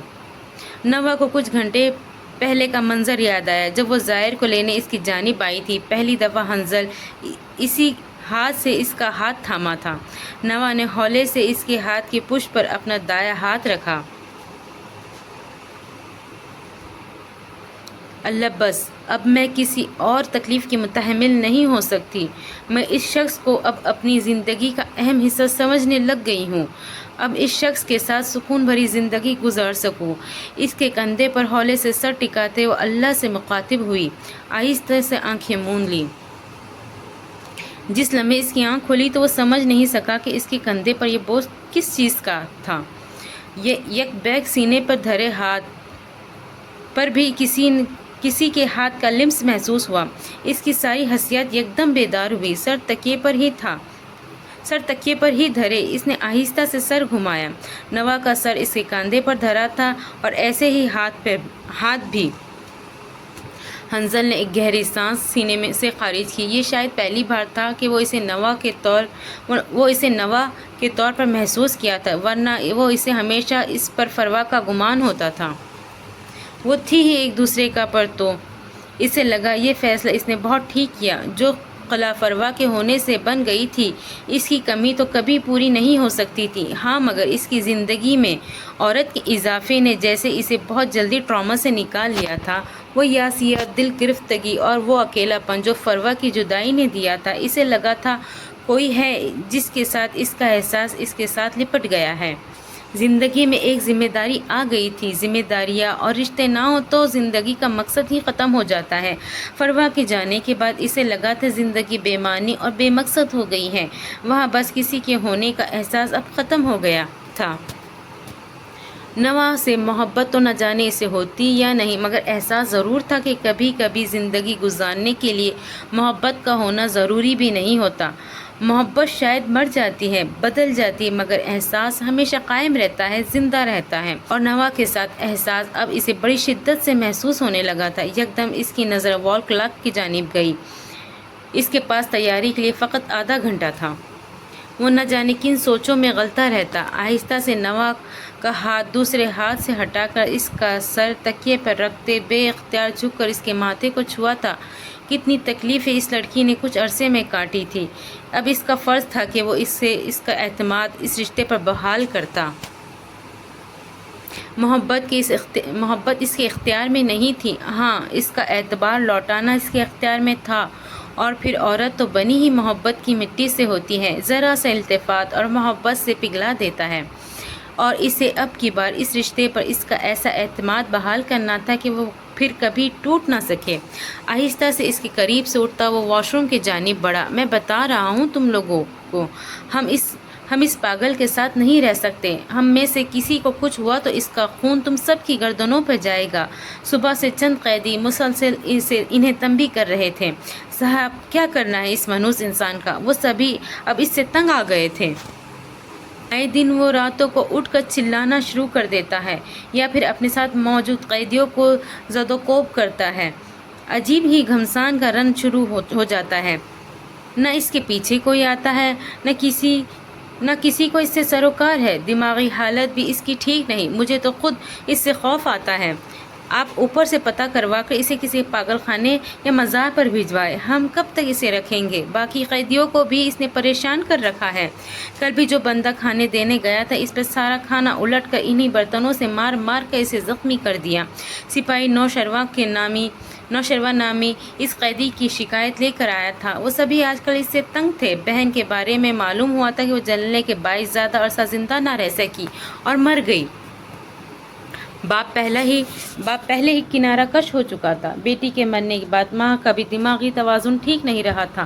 کوئی رشتہ دار اسے نہ تو رکھنے کو تیار تھا، اولڈ ہوم میں بھیج دیا گیا تھا۔ نوشروا کے پیچھے اب آنے والا کوئی نہ تھا۔ بیوی کے ساتھ کی گئی زیادتیاں اب اس کا جینا حرام کر رہی تھی۔ کبھی اسے لگتا کسی بچے کی رونے کی آوازیں آ رہی ہے، کبھی اسے لگتا نوا کا سایہ اس کے ہموقت ساتھ تھا۔ وہ اس سب سے پیچھا چھڑانا چاہتا تھا، اسی وجہ سے راتوں کو اٹھ کر چیختا روتا تھا یا پھر اپنی غلطی کو نہ ماننے کے باعث قیدیوں سے الجھ پڑتا تھا۔ ہاں، کرتے ہیں اس کا کچھ۔ انسپکٹر نے نفرت بھری نظروں سے نوشروا کو دیکھا۔ 2 دن ہو چکے تھے انہیں واپس آئے۔ اس رات کی قربت دوبارہ ان کے درمیان نہیں آئی، مگر دونوں میں تکلف اور بہت سی دیواریں بھی گر چکی تھیں۔ حنظل آفس کے کسی کام سے کچھ گھنٹوں کے لیے باہر گیا تھا تو 2 دن سے ہی ظاہر کو بخار تھا۔ نہ جانے یہ ٹھنڈ کا اثر تھا یا کیا، وہ بے حد پریشان تھی۔ اس وقت بھی فرحانہ بیگم سے ویڈیو کال پر وہ یہی سب ڈسکس کر رہی تھی۔ کوئی پین کلر دے دو بیٹا، اس طرح بے احتیاطی نہیں کرتے، وہ اسے سمجھا رہی تھی۔ جی اماں، حنظل کو ضروری کام سے گئے ہیں، آتے ہیں تو اپائنٹمنٹ لے کر اس کا چیک اپ کروا لیتی ہوں۔ ظاہر کو گود میں لیے وہ جھلاتے ہوئے ان سے مخاطب تھی۔ ٹیپ کچن کاؤنٹر پہ رکھا تھا۔ ظاہر کو گود میں لیے ساتھ ساتھ وہ شام کی چائے بنا رہی تھی۔ حنظل کا میسج آ گیا تھا کہ وہ پہنچنے ہی والا تھا۔ حنظل ٹھیک ہے تمہارے ساتھ؟ ماں کے سوال پر اسے کیلگری میں گزری وہ رات یاد آئی جب وہ بے اختیاری میں اس کے قریب ہوئی تھی۔ گو کہ بعد میں اسے شرمندگی ہوئی تھی کہ عورت ہو کر وہ پہل کر گئی تھی، جبکہ وہ اگلے ہی دن حنظل ایسا تھا جیسے ان کے درمیان کوئی احساس بھرا لمحہ گزرا ہی نہ ہو۔ اور یہی بات اسے اور بھی تکلیف دے رہی تھی کہ اس کی پہل کا بھی حنظل نے کوئی جواب نہیں دیا تھا۔ اسے خود پر بھی غصہ بھی تھا۔ ایک عورت ہوتے وہ خود سے اس کے قریب کیوں گئی؟ شاید اس کی اتنی کیئرنگ رویے کا اثر تھا۔ وہ کچھ اور سمجھ بیٹھی تھی، جبکہ حنظل صبح اس کے پاس سے اٹھ کر کب گیا اسے کچھ نہیں پتا تھا، اور پھر سیمینار سے واپس آ کر بھی وہ نارمل رہا تھا۔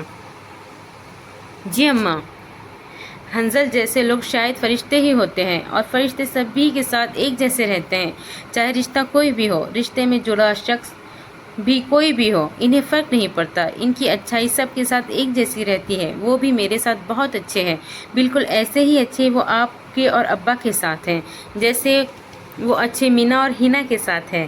سبھی کے ساتھ وہ اچھے ہیں، اور میرے ساتھ بھی وہ اتنے ہی اچھے ہیں۔ نہ جانے وہ کیا کہنا چاہتی تھی اور کیا کہہ گئی تھی۔ وہ جو لاک کھول کر دروازہ بند کر کے لاؤنج میں آ رہا تھا، کچن سے اس کی آتی آواز پر ٹھٹک کر وہیں رک گیا۔ فرحانہ کا سوال اور نوا کا تفصیلہ بھرا جواب وہ دونوں ہی سن چکا تھا۔ اس کا لہجہ عام سا تھا، مگر نہ جانے کیوں حنظل کو اس میں شکوہ محسوس ہوا تھا۔ ہاں، وہ اس کی پیش رفت کا خیر مقدم نہیں کر سکا تھا۔ وجہ شاید یہ تھی کہ وہ خود مخمصے میں تھا کہ وہ واقعی اس کے قریب آئی تھی، یا محض رات کے لمحے میں وہ بے خبری میں اس کے قریب آئی تھی۔ نہ جانے اسے کیوں محسوس ہوتا کہ وہ اریب کو پسند کرنے لگی تھی، اور اگر کرتی بھی تو اسے اعتراض نہیں تھا۔ آخر اس نے بھی تو حنظل کو فروا کی یادوں سمیت قبول کیا تھا۔ وہ اتنا وسیع القلب تھا کہ اسے اریب کی یادوں اور پسندیدگی سمیت قبول کر لیتا، مگر یہ شکوہ اسے حیران کر گیا تھا۔ تو وہ کیا لمحوں کا دھوکہ نہیں تھا؟ وہ واقعی نوا کی جانب سے کسی قسم کی پہل تھی، وہ جو شاید خوشیاں دینے کا عہد کر چکا تھا اپنی جانب سے، انجانے میں اسے دکھ دے گیا تھا۔ لب بھینچے وہ کھنکار کے کچن کی جانب آیا۔ فرحانہ جو کوئی جواب دینے والی تھی، ٹیپ کی اسکرین پر اس کا عکس ابھرتا دیکھ کر اس کا حال چال پوچھنے لگی۔ نوا اس کے قریب آتے ہی چونک کر پلٹ گئی۔ وہاں سے ہٹنے سے پہلے ہی لمحے بھر کو ان کی نظریں ملی تھی۔ نہ جانے کیوں حنظل کو اس کی نظریں نم محسوس ہوئی۔ میں ٹھیک ہوں مامی، آپ کیسی ہے؟ اس کے لہجے میں فکر اور محبت دونوں ہی موجود تھے۔ نوا تھوڑی خفت زدہ سی تھی، اسے معلوم نہیں ہوا وہ کب آیا اور اس نے کب کیا کچھ سن لیا۔ زائر کو خود سے لگائے وہ کپس نکال رہی تھی جب کھٹاک پر حنظل نے پیچھے مڑ کر اسے کپ نکالتے دیکھ کر یکدم سے اس کی جانب بڑھا کر زائر کو اس کی گود سے لے لیا تاکہ وہ آرام سے چائے کپوں میں ڈال لے۔ جہاں نوا اس کی اس خاموش اقدام سے ٹھٹکی، وہیں اسکرین پر موجود فرحانہ بیگم بھی ٹھٹکی تھی۔ یہ محض خیال رکھنا تو نہیں تھا؟ ابھی جان کیسے ہے؟ اسفند کی شادی کب کی ڈیٹ کب رکھی ہے؟ زائر کو گود میں لیے وہ ایک بار پھر کچن کاؤنٹر کے قریب بیٹھا۔ بس جنوری کی شروع میں تاریخیں ہیں، تم دونوں آ سکو گے؟ ان کے سوال پر وہ جو اس کے قریب چائے کا کپ رکھ رہی تھی یکدم چونکی۔ حنظل نے بھی اسی لمحے کپ کی جانب نگاہ ڈالی۔ تھینکس۔ اس کے تاثرات کو نظر انداز کرتے وہ مشغول لہجے میں بولا۔ میں نہ بھی آ سکا تو زائر اور نوا کو بھجوا دوں گا، وہ صاف گوئی سے بولا۔ چند ادھر ادھر کی باتیں کر کے وہ کال بند کر چکا تھا۔ بخار ہے ابھی بھی اسے؟ زائر کا ماتھا چیک کر کے وہ سامنے لانچ کے صوفے پر بیٹھ کر چائے پی رہی تھی۔ ہاں نا، اسے ڈاکٹر کے پاس لے جائے۔ وہ فکر مند لہجے میں سب بھلائے بس زائر کے لیے پریشان سے بولی۔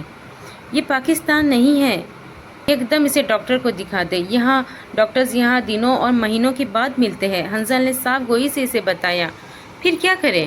وہ پریشانی سے بولی۔ ابھی ویٹ کرو، پھر دیکھتے ہیں۔ اس کی بات پر وہ زائر کو اس کی گود میں لے کر سلانے لگی۔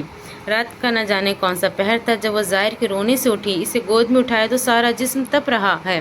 اس کے اٹھاتے ہی اس کا سر نوا کے کندھے پر ڈھلک گیا۔ پریشانی سے اس کی چیخ نکل گئی۔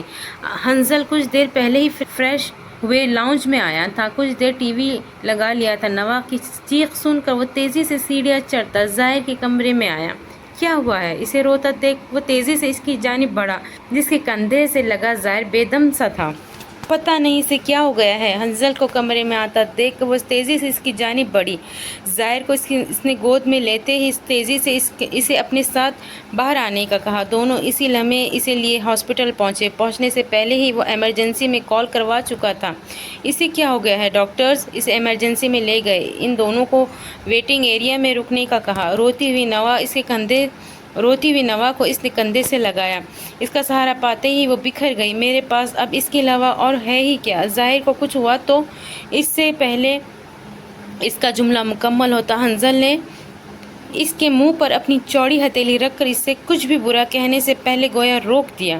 دوسرا ہاتھ اس کے سر کے پیچھے بالوں میں پھنسا کر اس کا سر زور سے اپنے سینے میں چھپایا اور دوسرے ہاتھ سے اس کا حصار اس کے گرد باندھ دیا۔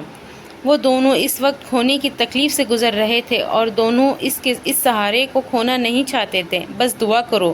اس کی پیٹھ سہلاتے وہ خود بھی کچھ ورد کر رہا تھا۔ کچھ ہی دیر میں ڈاکٹر باہر آیا۔ بچہ بہتر ہے، بس بخار تھا۔ آپ نے اسے مزید موٹے کپڑے پہنا کر اس کے بخار کو تیز کر دیا تھا۔ جب اس طرح کا بخار ہو تو ہلکے پھلکے کپڑے پہناتے ہیں تاکہ جسم کی حرارت کم ہو۔ وہ مزید بڑھنے کی وجہ سے بچہ غنودگی میں چلا گیا تھا۔ اب کوئی مسئلہ نہیں ہے۔ ڈاکٹر کے بتانے پر وہ دونوں نے سکھ کا سانس خارج کیا۔ نہ جانے کیا کچھ ان لمحوں میں وہ دونوں سوچ بیٹھے تھے۔ اگر کبھی ایسا ہو تو بچوں کو بخار کی دوا گھر پر رکھے، سب سے پہلے وہ دے، اس سے فرق نہ پڑے تو پھر ایمرجنسی میں لے آئے۔ اس کے کہنے پر وہ دونوں نے سر ہلایا۔ کچھ دیر بعد آپ بچے کو گھر لے جا سکتے ہیں، حنظل نے ہاتھ ملاتے اس نے زائر کو لے جانے کی اجازت دی۔ گھر واپس آتے ہی انہیں 1 گھنٹہ لگ گیا۔ واپسی کے راستے میں دونوں اپنی اپنی جگہ خاموش تھے۔ زائر سو رہا تھا۔ جس لمحے گھر آ کر وہ سیڑھیاں چڑھ کر زائر کے کمرے میں جانے لگی، حنظل کی پکار پر وہی تھم سی گئی۔ چیزیں اور لوگ اپنے مقام پر ہو تو ہی ٹھیک لگتا ہے۔ حنظل اس کے عقب میں کھڑا اس سے مخاطب تھا۔ وہ اس کی بات کا مطلب نہیں سمجھ سکی۔ میرا خیال ہے اتنا وقت کافی تھا خود کو سنبھالنے کے لیے، اب تمہیں اپنے اصل مقام پر آ جانا چاہیے۔ اس کی جانب مڑتے اب بھی وہ سمجھتے ہوئے بھی سمجھ نہیں پا رہی تھی۔ کیا مطلب؟ اس کے سوال پر حنظل کو لگا کبھی کبھی پہل کرنی بہت مشکل ہوتی ہے، اور اس لمحے یہ پہل اسے بے حد مشکل لگ رہی تھی۔ تم اور زائر اب سے میرے کمرے میں رہو گے۔ وہ واضح انداز میں اب اسے اپنی بات کا مقصد سمجھا رہا تھا۔ آپ ڈسٹرب ہوں گے، وہ نظریں چراتے ہوئے بولی۔ اگر تم ادھر رہو گی تو میں زیادہ ڈسٹرب رہوں گا۔ ساری رات زائر کی جانب دھیان لگا رہے گا۔ اس کی بات اور لب بھیج گئی۔ تمہیں کوئی پرابلم ہے اس روم میں؟ اس کے سوال پر نوا نے نظریں اٹھا کر اس کی کھوجتی نظروں میں لمحے بھر کو دیکھا۔ وہ میرا مقام نہیں ہے۔ وہ اپنی بات واضح کر رہی تھی۔ اب وہی تمہارا مقام ہے۔ ہاں، مجھے وقت لگا، شاید تمہیں بھی وقت چاہیے تھا، اور پھر کچھ رشتوں کو مضبوط ہونے کے لیے اگر ہم وقت دے دیں تو کچھ برا نہیں ہے۔ شاید رشتوں میں اعتبار اور ٹھہراؤ آ جاتا ہے، اور کبھی کبھی یہ بہت ضروری ہوتا ہے۔ تم میری زندگی کا حصہ ہو، اور یہ حقیقت سمجھنے میں مجھے کچھ وقت درکار تھا۔ کبھی کبھی واضح اظہار ضروری نہیں ہوتا، اور شاید یہی کچھ رشتوں کی خوبصورتی ہوتی ہے۔ نوا کو مزید کچھ کہنا اور وضاحت مانگنا مناسب نہیں لگا۔ وہ ہولے سے سر ہلا کر اس کے کمرے کی جانب بڑھ گئی۔ کچھ رشتوں میں گریجول پروسیس ہوتا ہے، ایک سیڑھی پھر دوسری سیڑھی۔ یہ شاید ان رشتوں کی شروعات اور دوسری سیڑھی تھی۔ پہلی سیڑھی پر نوا نے پاؤں رکھا تھا، دوسری سیڑھی کی جانب حنظل نے اسے ہاتھ بڑھا کر کھینچا تھا۔ Can take the fall, the pain, the pleasure, and you can take it all, for worse or better. But oh, what if we're wrong? What if we're not all that we thought? Then we won't make it along, but I guess that's love. رات کے کھانے کے لیے اس نے پیری پیری pasta بنانے کا سوچا تھا۔ سارے کیبنز چھان مارے، مگر پیری ساس ختم تھی۔ کچھ سوچ کر زائر کو گود میں اٹھایا، جو واکر میں ادھر ادھر گھوم رہا تھا۔ چلو، زائر اور ماما تھوڑی سی شاپنگ کر کے آئے۔ زائر غوغا کر کے اسے کوئی جواب دے رہا تھا، جو نوا کو سمجھ تو نہیں آیا، لیکن اس کی ان معصوم حرکتوں پر بے اختیار پیار آیا تھا۔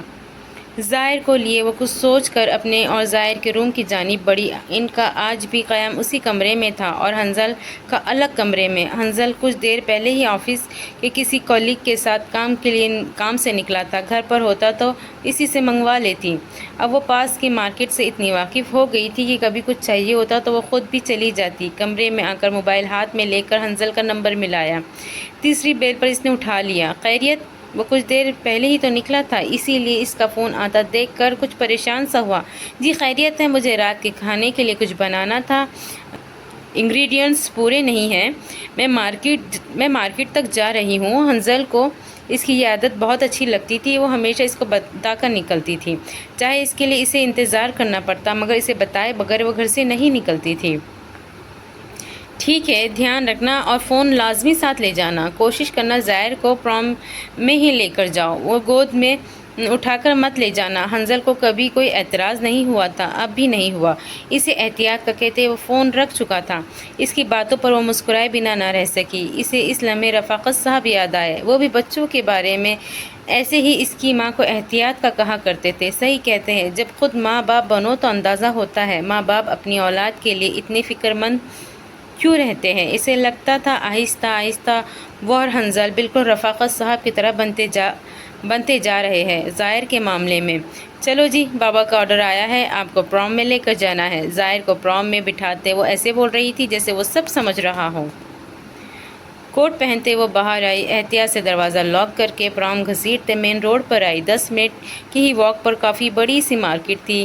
کیش اینڈ کیری میں داخل ہوتے اسے چند اور چیزیں بھی یاد آئی۔ جلدی چیزیں لے کر بل پے کر کے جیسے ہی مارٹ سے باہر آئی، اپنے عقب میں ابھرنے والی آواز کو سنتے ہی وہ سکتے میں جا چکی تھی۔ ہزاروں کیا لاکھوں میں بھی وہ یہ لہجہ پہچانتی تھی۔ وہ مڑ کر دیکھے بغیر بھی معلوم تھا کہ پیچھے کون ہے، کیسی ہے۔ وہ بے یقینی سے مخاطب کو دیکھ رہی تھی، جو کوئی اور نہیں اریب تھا۔ ٹھیک ہوں، اپنے لہجے کی کپکپاہٹ ہولے سے قابو پا کر وہ آہستہ سے بولی۔ وہ اب تک اس حقیقت سے انجان تھی کہ آخر اس رات یہ شخص جس نے ساتھ نبھانے کے اتنے سبھی وعدے کیے، یقین کا دیا، اس کا ہاتھ تھمایا، اس رات اسے طلاق کیوں بھیجی؟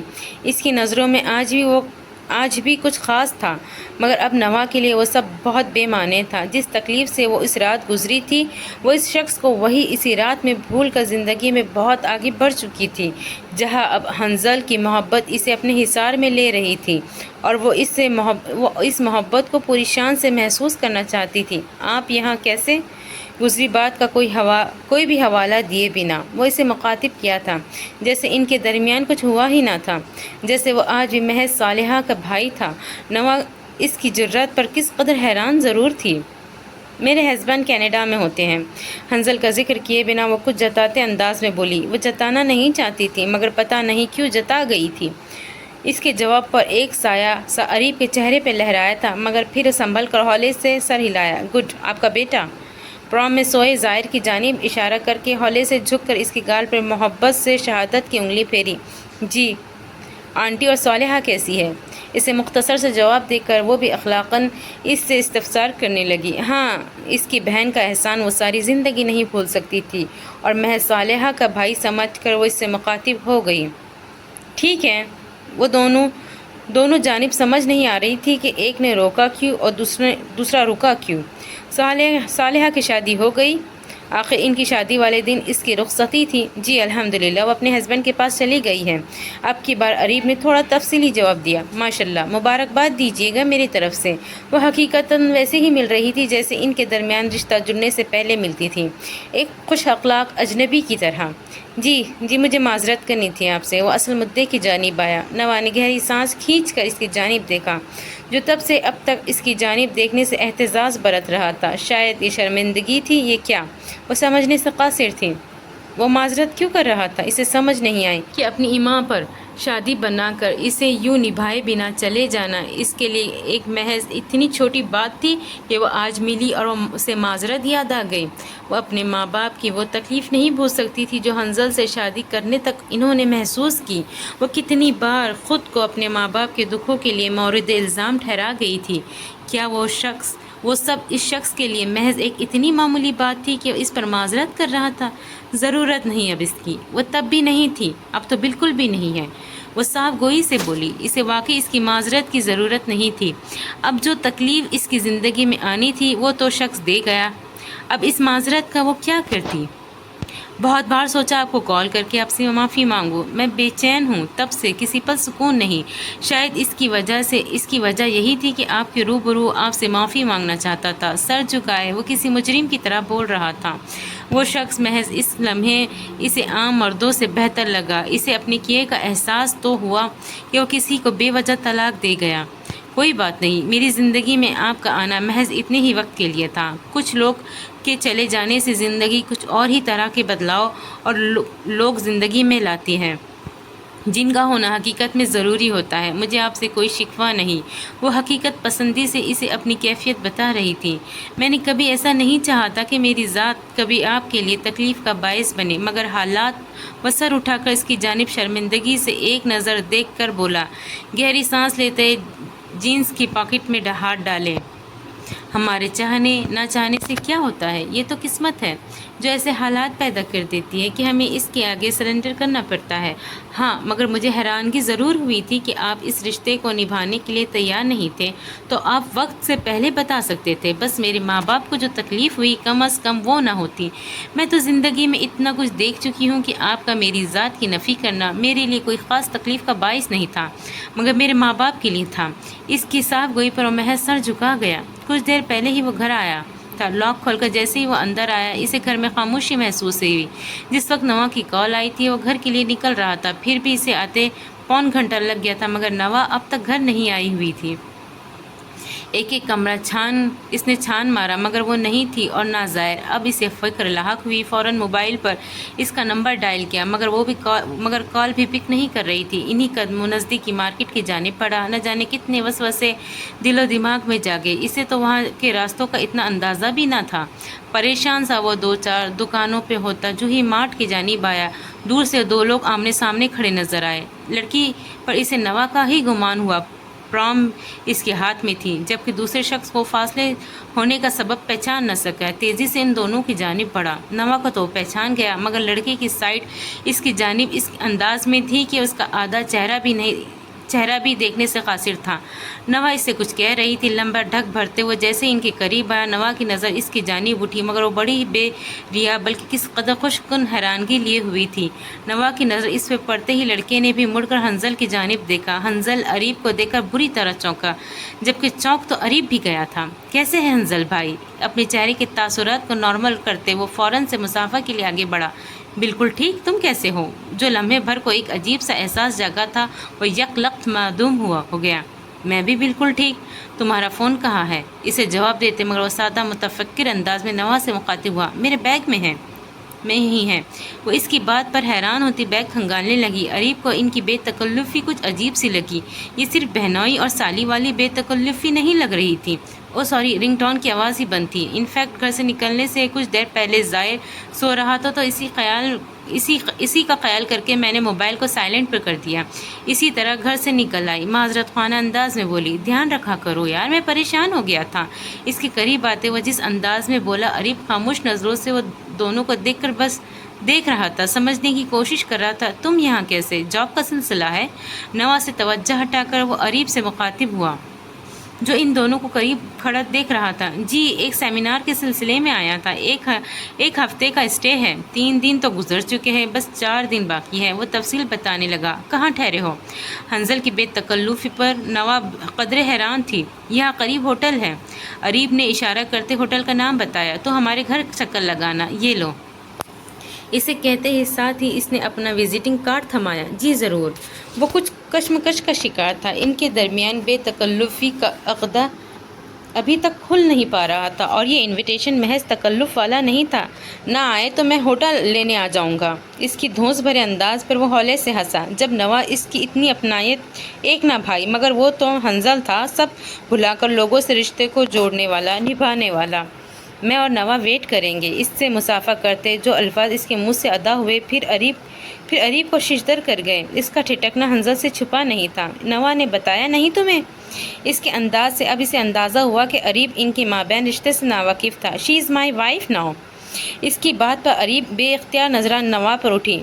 کیا کچھ نہیں تھا ان نگاہوں میں؟ افسوس، ملامت، کچھ کھو دینے کا شدید احساس؟ نوا نے اس کی جانب نہیں دیکھا۔ اس کی نگاہ حنظل کی جانب تھی، اور ان نگاہوں میں کیا کچھ نہ تھا؟ عقیدت، محبت، سب کچھ پا لینے کا احساس۔ Good to know. وہ بدقت مسکرایا۔ اوکے، ہم چلتے ہیں۔ اب کی بار حنظل اسے گلے لگایا۔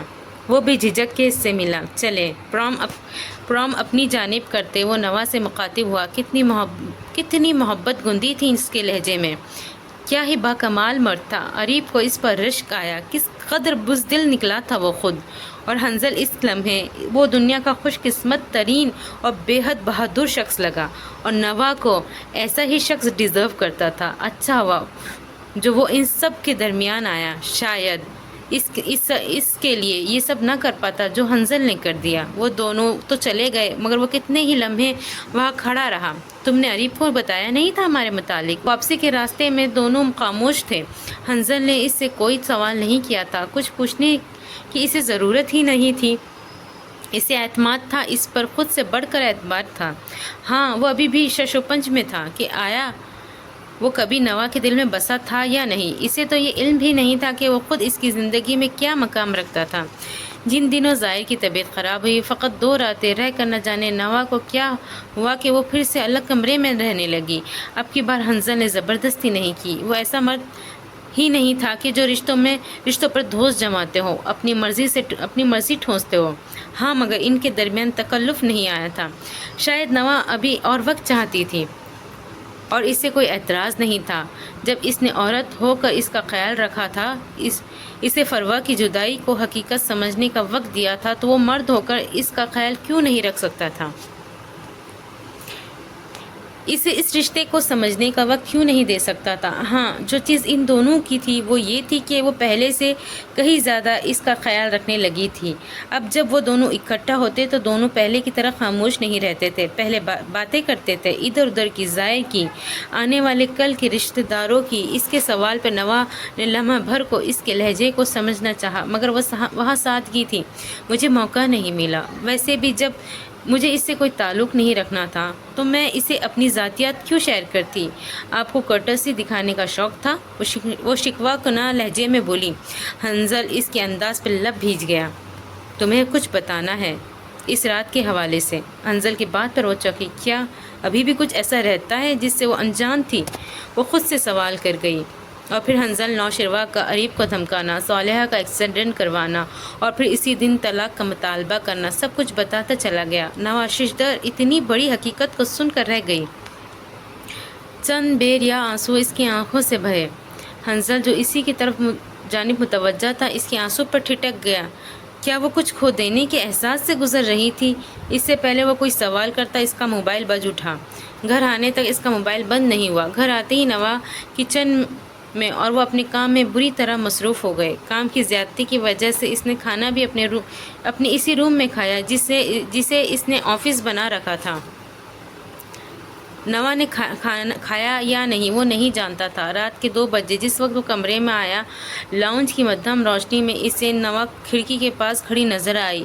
اسے وہ رات یاد آئی جب نوا کو آئے چند دن ہوئے تھے، تب بھی وہ اس کھڑکی کے پاس کھڑی برف باری دیکھتی رو رہی تھی۔ آج بھی کچھ منظر ویسا ہی تھا، مگر نوا کا منہ دوسری جانب ہونے کی وجہ سے وہ دیکھ نہیں پایا کہ وہ رو رہی ہے کہ نہیں۔ وہ آہستگی سے چلتا اس کے قریب دائیں جانب آ کھڑا ہوا، گردن موڑ کے اس کی جانب دیکھا، مگر اس کے چہرے پر آنسو کی کوئی نشانات نظر نہیں آئے۔ اس کے آنے پر وہ نوا چونکی۔ کچھ چاہیے؟ اس کے سوال پر حنظل ہولے سے مسکرایا۔ ہاں، تمہاری تنہائی میں کچھ دیر مداخلت۔ اس کی بات پہ نوا سر جھکا گئی۔ جو بھی دل میں ہے کہہ دو۔ وہ اب رخ پوری طرح اس کی جانب موڑے، بازو سینے پر باندھے اسے دیکھ رہا تھا۔ نظروں میں ایک انجانا سا احساس، نہ جانے محبت تھی یا خیال تھا یا انسیت۔ دل میں تو فی الحال کوئی بھی نہیں ہے۔ وہ ہولے سے سر اٹھا کر ہونٹوں پر مدھم مسکراہٹ لی بولی۔ میں بھی نہیں۔ حنظل کے سوال پر اس کا دل بری طرح دھڑکا۔ وہ کیسے بھول گئی تھی کہ اس راہ کا مسافر رہ چکا ہے؟ اس کے بدلتے تاثرات، احساسات اور انداز کیسے نہ جان پاتا؟ تم روئی کیوں تھی؟ اسے خاموش دیکھ کر وہ ایک اور سوال اٹھانے لگا۔ کبھی کبھی ہم سمجھ نہیں پاتے کہ کچھ تکلیفیں ہماری زندگی میں کیوں آ رہی ہیں۔ ہاں، مگر زندگی کی کسی لمحے میں بہت کچھ سمجھ آ جاتا ہے، جیسے میرا نوشروہ کے ساتھ رشتہ آخری حد تک نبھانا، یہاں تک کہ اس کی اولاد میرے دامن میں آ گئی، مگر اس شخص نے اسے اون نہیں کیا۔ بعد میں اندازہ ہوا یہ تکلیفیں میں نے اسی لیے جھیلی کہ اولاد دنیا میں لا کر آپ کے اور آپا کے حوالے کر دوں، پھر عریب سے تعلق جڑنا، اور پھر یوں ایسے نہج پر ختم ہو جانا۔ آج سمجھ آئی وہ شخص میری زندگی میں محض یہ بتانے کے لیے تھا کہ محبت سے زندگی نہیں گزرتی، احساس، تحفظ، خیال، وقت پر ساتھ نبھانے سے یہ رشتہ مضبوط ہوتا ہے۔ جس طرح آپ نے اس سارے معاملے کو ہینڈل کیا، شاید وہ شخص کبھی نہ کر پاتا۔ پھر چند لمحوں کی تکلیف ملنے سے عمر بھر کی تکلیف سے بچ گئی۔ اگر شادی کے بعد وہ ایسے ہی بزدلی دکھا کر مجھے بیچ مجھدار میں چھوڑ جاتا تب کیا کرتی؟ تھینک یو، وہ مشغول انداز میں بولی۔ آنکھوں میں ہلکی سی نمی تھی۔ حنظل خاموشی سے اسے سن رہا تھا۔ یہ سب میں نے اپنے لیے کیا تھا، تمہارے یا ابھی کے لیے نہیں۔ مجھے ایسا ہی کرنا تھا، تمہیں میری زندگی میں ایسا ہی آنا تھا۔ تھینک یو کی کوئی گنجائش نہیں ہے۔ میں جانتا ہوں عریب ایک اچھا انسان تھا۔ اگر تمہیں اسے کھو دینے کی تکلیف ہے تو تم مجھ سے شیئر کر سکتی ہو۔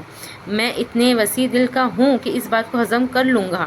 وہ اس کے آنسوؤں کو کس جانب لے جا رہا تھا؟ نوا حیران رہ گئی۔ کیا مطلب اس بات کا؟ وہ اچنبھے سے بولی۔ ڈونٹ یو لو ہم؟ نوا اس کے سوال پہ سخت نظروں سے اسے دیکھ کر رہ گئی۔ آئی ڈونٹ مائنڈ یار، انسان محبت کر سکتا ہے۔ اس کے بعد دوسری کے بعد تیسری، اس میں کوئی مذائقہ نہیں۔ آبویسلی وہ تمہارا ہسبینڈ بننے والا تھا۔ ذہن میں تو خوشکن احساسات آ ہی سکتے ہیں۔ وہ اپنے تہی سے باور کروا رہا تھا۔ اس کا عریب کو پسند کرنے سے برا نہیں لگا۔ Can you stop it please? اب کی بار وہ ذرا زور سے بولی۔ عجیب ہے، اب میں نے آپ سے کب کہا کہ مجھے اس سے محبت تھی؟ وہ غصے سے بولی، ارے یار ہوئی بھی تو کیا مسئلہ ہے؟ وہ اس کے ریئیکشن پر حیران تھا۔ ہوں گے آپ بہت عظیم، مگر جب میرے دل میں اس کے لیے کچھ تھا ہی نہیں تو میں کیوں مانوں؟ وہ قدرے تیز لہجے میں بولی، وہ شخص میرے لیے آخر تک محض اتنا ہی اہم تھا وہ میری دوست کا بھائی تھا۔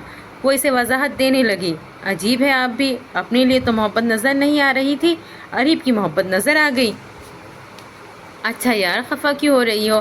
وہ جو اس کے قریب سے ہٹنے لگی، اس کی کلائی تھامنے پر تھم سی گئی۔ ایک عجیب سا احساس رگ و پے میں سرایت کر گیا۔ کھانا کھایا تھا تم نے؟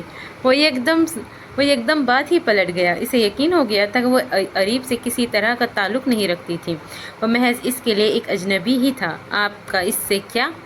اپنے مفروضے بناتے رہے۔ وہ چڑ کر کلائی چھڑانے لگی، مگر دوسری جانب گرفت مضبوط تھی۔ ارے یار، اگر ایسا تھا بھی تو ابھی اس کی بات مکمل نہیں ہوئی کہ اس نے بیچ میں ہی بات کاٹ ڈالی۔ جب ایسا کچھ تھا ہی نہیں، اگر مگر کا سوال ہی پیدا نہیں ہوتا۔ وہ اپنی بات پر ڈٹی رہی۔ اوکے، لیو دس ٹاپک، چلو کھانا کھاؤ، پھر مجھے کافی بنا کر دو۔ وہ اس کے بگڑنے پر اب کی بات سلجھو انداز میں بولا۔ آپ شک کر رہے تھے مجھ پر؟ وہ اب کی بار بات چھوڑنے پر تیار نہیں تھی، اپنی جگہ سے ٹس سے مس نہ ہوئی۔ نہیں شک کر رہا، کیا ہو گیا ہے نوا؟ صرف تمہیں سمجھا رہا ہوں، جیسے تم نے مجھے فروا کی چاہت کے ساتھ قبول کیا ہے، اسی طرح اگر تمہارے دل میں اس کے لیے کوئی احساس ہے تو تم مجھ سے شیئر کر سکتی ہو۔ مجھے رتی برابر بھی عام مردوں کی طرح کوئی اعتراض نہیں ہوگا۔ اب کی بار اسے اپنا نقطہ نظر سمجھا پایا۔ حنظل کے دونوں مضبوط ہاتھ اب اس کے کندھوں پر جمے تھے۔ تمہارا اور میرا رشتہ بڑا عجیب ہے، دکھ کا، تکلیف کا، آنسوؤں کا رشتہ۔ خوشی کے دنوں میں تو سبھی ساتھ نبھا دیتے ہیں۔ اصل رشتہ وہی ہوتا ہے جو تکلیف کے دنوں میں آپ کو اپنے ہونے کا احساس دے۔ جب ہمارا رشتہ بنا، ہم دونوں تکلیف اور دکھ کے مرحلے سے گزر رہے تھے، اور پھر اپنی تکلیفوں کے ساتھ ہم نے ایک دوسرے کی تکلیف کو شیئر کی۔ نوا، ایسا رشتہ بہت بے مول اور مضبوط ہوتا ہے۔ جو تکلیف کو جھیل لیتے ہیں وہ خوشیوں میں بھی ہمیشہ اکٹھے رہتے ہیں، اور مجھے تمہارے ساتھ یہ رشتہ بہت عزیز ہے۔ جب فروا کی یادوں سے نکلنا مجھے دنیا کا مشکل ترین کام لگ رہا تھا، تب تم نے اور زائر نے اسے آسان بنا دیا۔ بھلا مجھے ایسی لڑکی کہاں ملتی جس کے ساتھ ہوتے مجھے اس بات کا خوف نہ ہوتا کہ میری پہلی بیوی کی تصویر اگر وہ کمرے کی سائڈ ٹیبل پر دیکھ لے گی تو مجھ سے لڑنے کھڑی ہونے کے بجائے میری بیوی کی جدائی کو ویسے ہی محسوس کرے گی جیسے میں کرتا ہوں۔ میری محبت کے لیے میرے ساتھ رونے والی بھی وہ بھی ہوگی۔ پھر کیسے میں تمہیں اپنے دل میں خاص مقام نہ دوں؟ تمہارے ساتھ رشتہ محبت کا نہیں، احساس کا جڑا ہے، اور یہ رشتہ بہت انمول ہے۔ یہ سب حنظل نے کبھی پہلے اسے نہیں کہا تھا۔ شاید آج یقین اسی لیے دلا رہا تھا کہ اسے لگا کچھ باتوں کو کہہ دینے سے ان کا رشتہ اس جمود سے آگے بڑھ سکے گا۔ شاید نہیں، یقیناً وہ اس کی جانب سے پہل کے انتظار میں تھی۔ اس رات تو نوا نے پہل کر دی تھی، مگر حنظل کی پہل میں وہ یقین، امید اور یقیناً محبت کے چند جملے بھی چاہتی تھی۔ تو کیا وہ اس کے لیے اتنا نہیں کر سکتا تھا؟ وہ لڑکی تو اتنی بے ضرر تھی، اس سے محبت کیوں نہ ہوتی؟ وہ لڑکی تو اتنی بے ضرر نہ تھی، تو اس سے محبت کیوں نہ ہوتی؟ تم ان 2 راتوں کے بعد مجھ سے الگ کیوں ہوئی؟ وہ جیسے آج حساب بے باک کرنے آیا تھا۔ جس رات ہم زائر کو لے کر آئے وہ رات تو سکون سے گزر گئی، مگر اگلی رات آپ نیند میں میرے پاس آئے تھے، مجھے اپنے حصار میں لیا۔ مجھے لگا آپ آپا کے دھوکے میں میرے قریب آئے ہیں، مجھے لگا آپ کو ابھی بھی اور وقت چاہیے۔ میں خود کو آپ پر امپوز کرنا نہیں چاہتی تھی۔ اس بات پر حنظل کا دل کیا کہ اپنا ماتھا پیٹ لے۔ یہ بات آج میں آخری بار کہہ رہا ہوں، دوبارہ نہیں کہوں گا۔ فروا کا مقام کبھی تمہارا نہیں ہو سکتا، اور جو تمہارا مقام ہے وہ کبھی کسی اور کا نہیں ہو سکتا۔ میں حقیقت پسند انسان ہوں۔ جو شخص اب اس دنیا میں نہیں ہے، اس کے نہ ہونے کی حقیقت میں قبول کر چکا ہوں۔ میں اس رات پہل کے طور پر تمہارے قریب آیا تھا۔ کتنی بے وقوف ہو تم نوا! وہ ہولے سے ہنس کر اسے خود سے لگا گیا۔ اتنے دن اس نے اور نوا نے اپنے مفروضوں میں گزار دی۔ شاید اریب کا ملنا بھی ان کے لیے خوش قسمتی ہی ثابت ہوا کہ آج حنظل کو محسوس ہوا کہ اسے یہ سب کہہ دینا چاہیے، ورنہ دونوں اپنے ہی مدار میں گھومتے رہتے۔ تو مجھے کیا پتا تھا آپ میرے بارے میں کیا سوچتے ہیں؟ وہ اپنے بیوقوف کہہ جانے پر نروٹھ انداز میں بولی۔ ہاں کبھی کبھی سب کہہ دینا چاہیے، وہ اعتراف کر رہا تھا، جھک کر اس کی پیشانی کو چھوتے باری باری اس کے چہرے کے نقوش پر اپنی چاہت کے نقش چھوڑ رہا تھا۔ یہ رات ان کے تعلق کی پہلی رات تھی۔ پتہ نہیں محبت اب بھی تھی کہ نہیں، ہاں مگر باقی بہت سے احساسات تھے۔ آپا تم کتنا بولنے لگ گئی ہو؟ مینا کی بات پر وہ جو مسلسل بول رہی تھی یکدم اس کی زبان کو بریک لگی۔ ارے ارے ہٹو پرے، بدتمیز کہیں کہ ایسے کہتے ہیں بڑی بہن کو؟ ماشاءاللہ میں صدقے جاؤں، میری بیٹی اتنی اچھی لگتی ہے۔ یوں باتیں کرتے ہوئے فرحانہ گھور کر مینا کو دیکھا، جس کی زبان کے آگے ہمیشہ خندق کھدی رہتی تھی۔ نوٹ تو میں نے بھی کیا ہے کہ حنظل بھائی کی صحبت نے کافی اچھے اثرات چھوڑے ہیں تم پر۔ ہنا نے بھی شرارتی نظروں سے اسے دیکھا۔ نوا کے چہرے پر اس کی شرارت نے سرخی بکھری۔ سب پیچھے پڑ گئی ہو اس کے؟ اب تو میری بچی کی زندگی میں سکون آیا ہے، نظر لگاؤ گی کیا؟ فرحانہ نے تو اس دن سے اس کی بلائی لیتی نہیں تھک رہی تھی جب سے وہ اسفند کی شادی کے لیے پاکستان آئی تھی۔ حنظل خود کو تو کام سے زیادتی کی وجہ سے نہیں آ سکا، مگر ظاہر اور نوا کے وعدے کے مطابق بھیج دیا تھا۔ وہ خود بھی آ رہا تھا شادی پہ، مگر نوا کو یہی کہہ کر بھیجا کہ وہ نہیں جا سکے گا۔ آخر سب کے ساتھ ساتھ اسے سرپرائز بھی تو دینا تھا۔ حنظل کی چاہت نے اس پر بہت سے خوشگوار اثرات مرتب کیے تھے، ان میں سے ایک بولنا بھی تھا۔ اب اس کے چہرے سے ہنسی ہٹتی نہیں تھی۔ وہ لوگ جو کبھی کبھی اس کے چہرے پر مسکراہٹ دیکھتے تھے، اب اس کی کھلکھلاہٹیں دیکھ کر حیران رہ جاتے تھے۔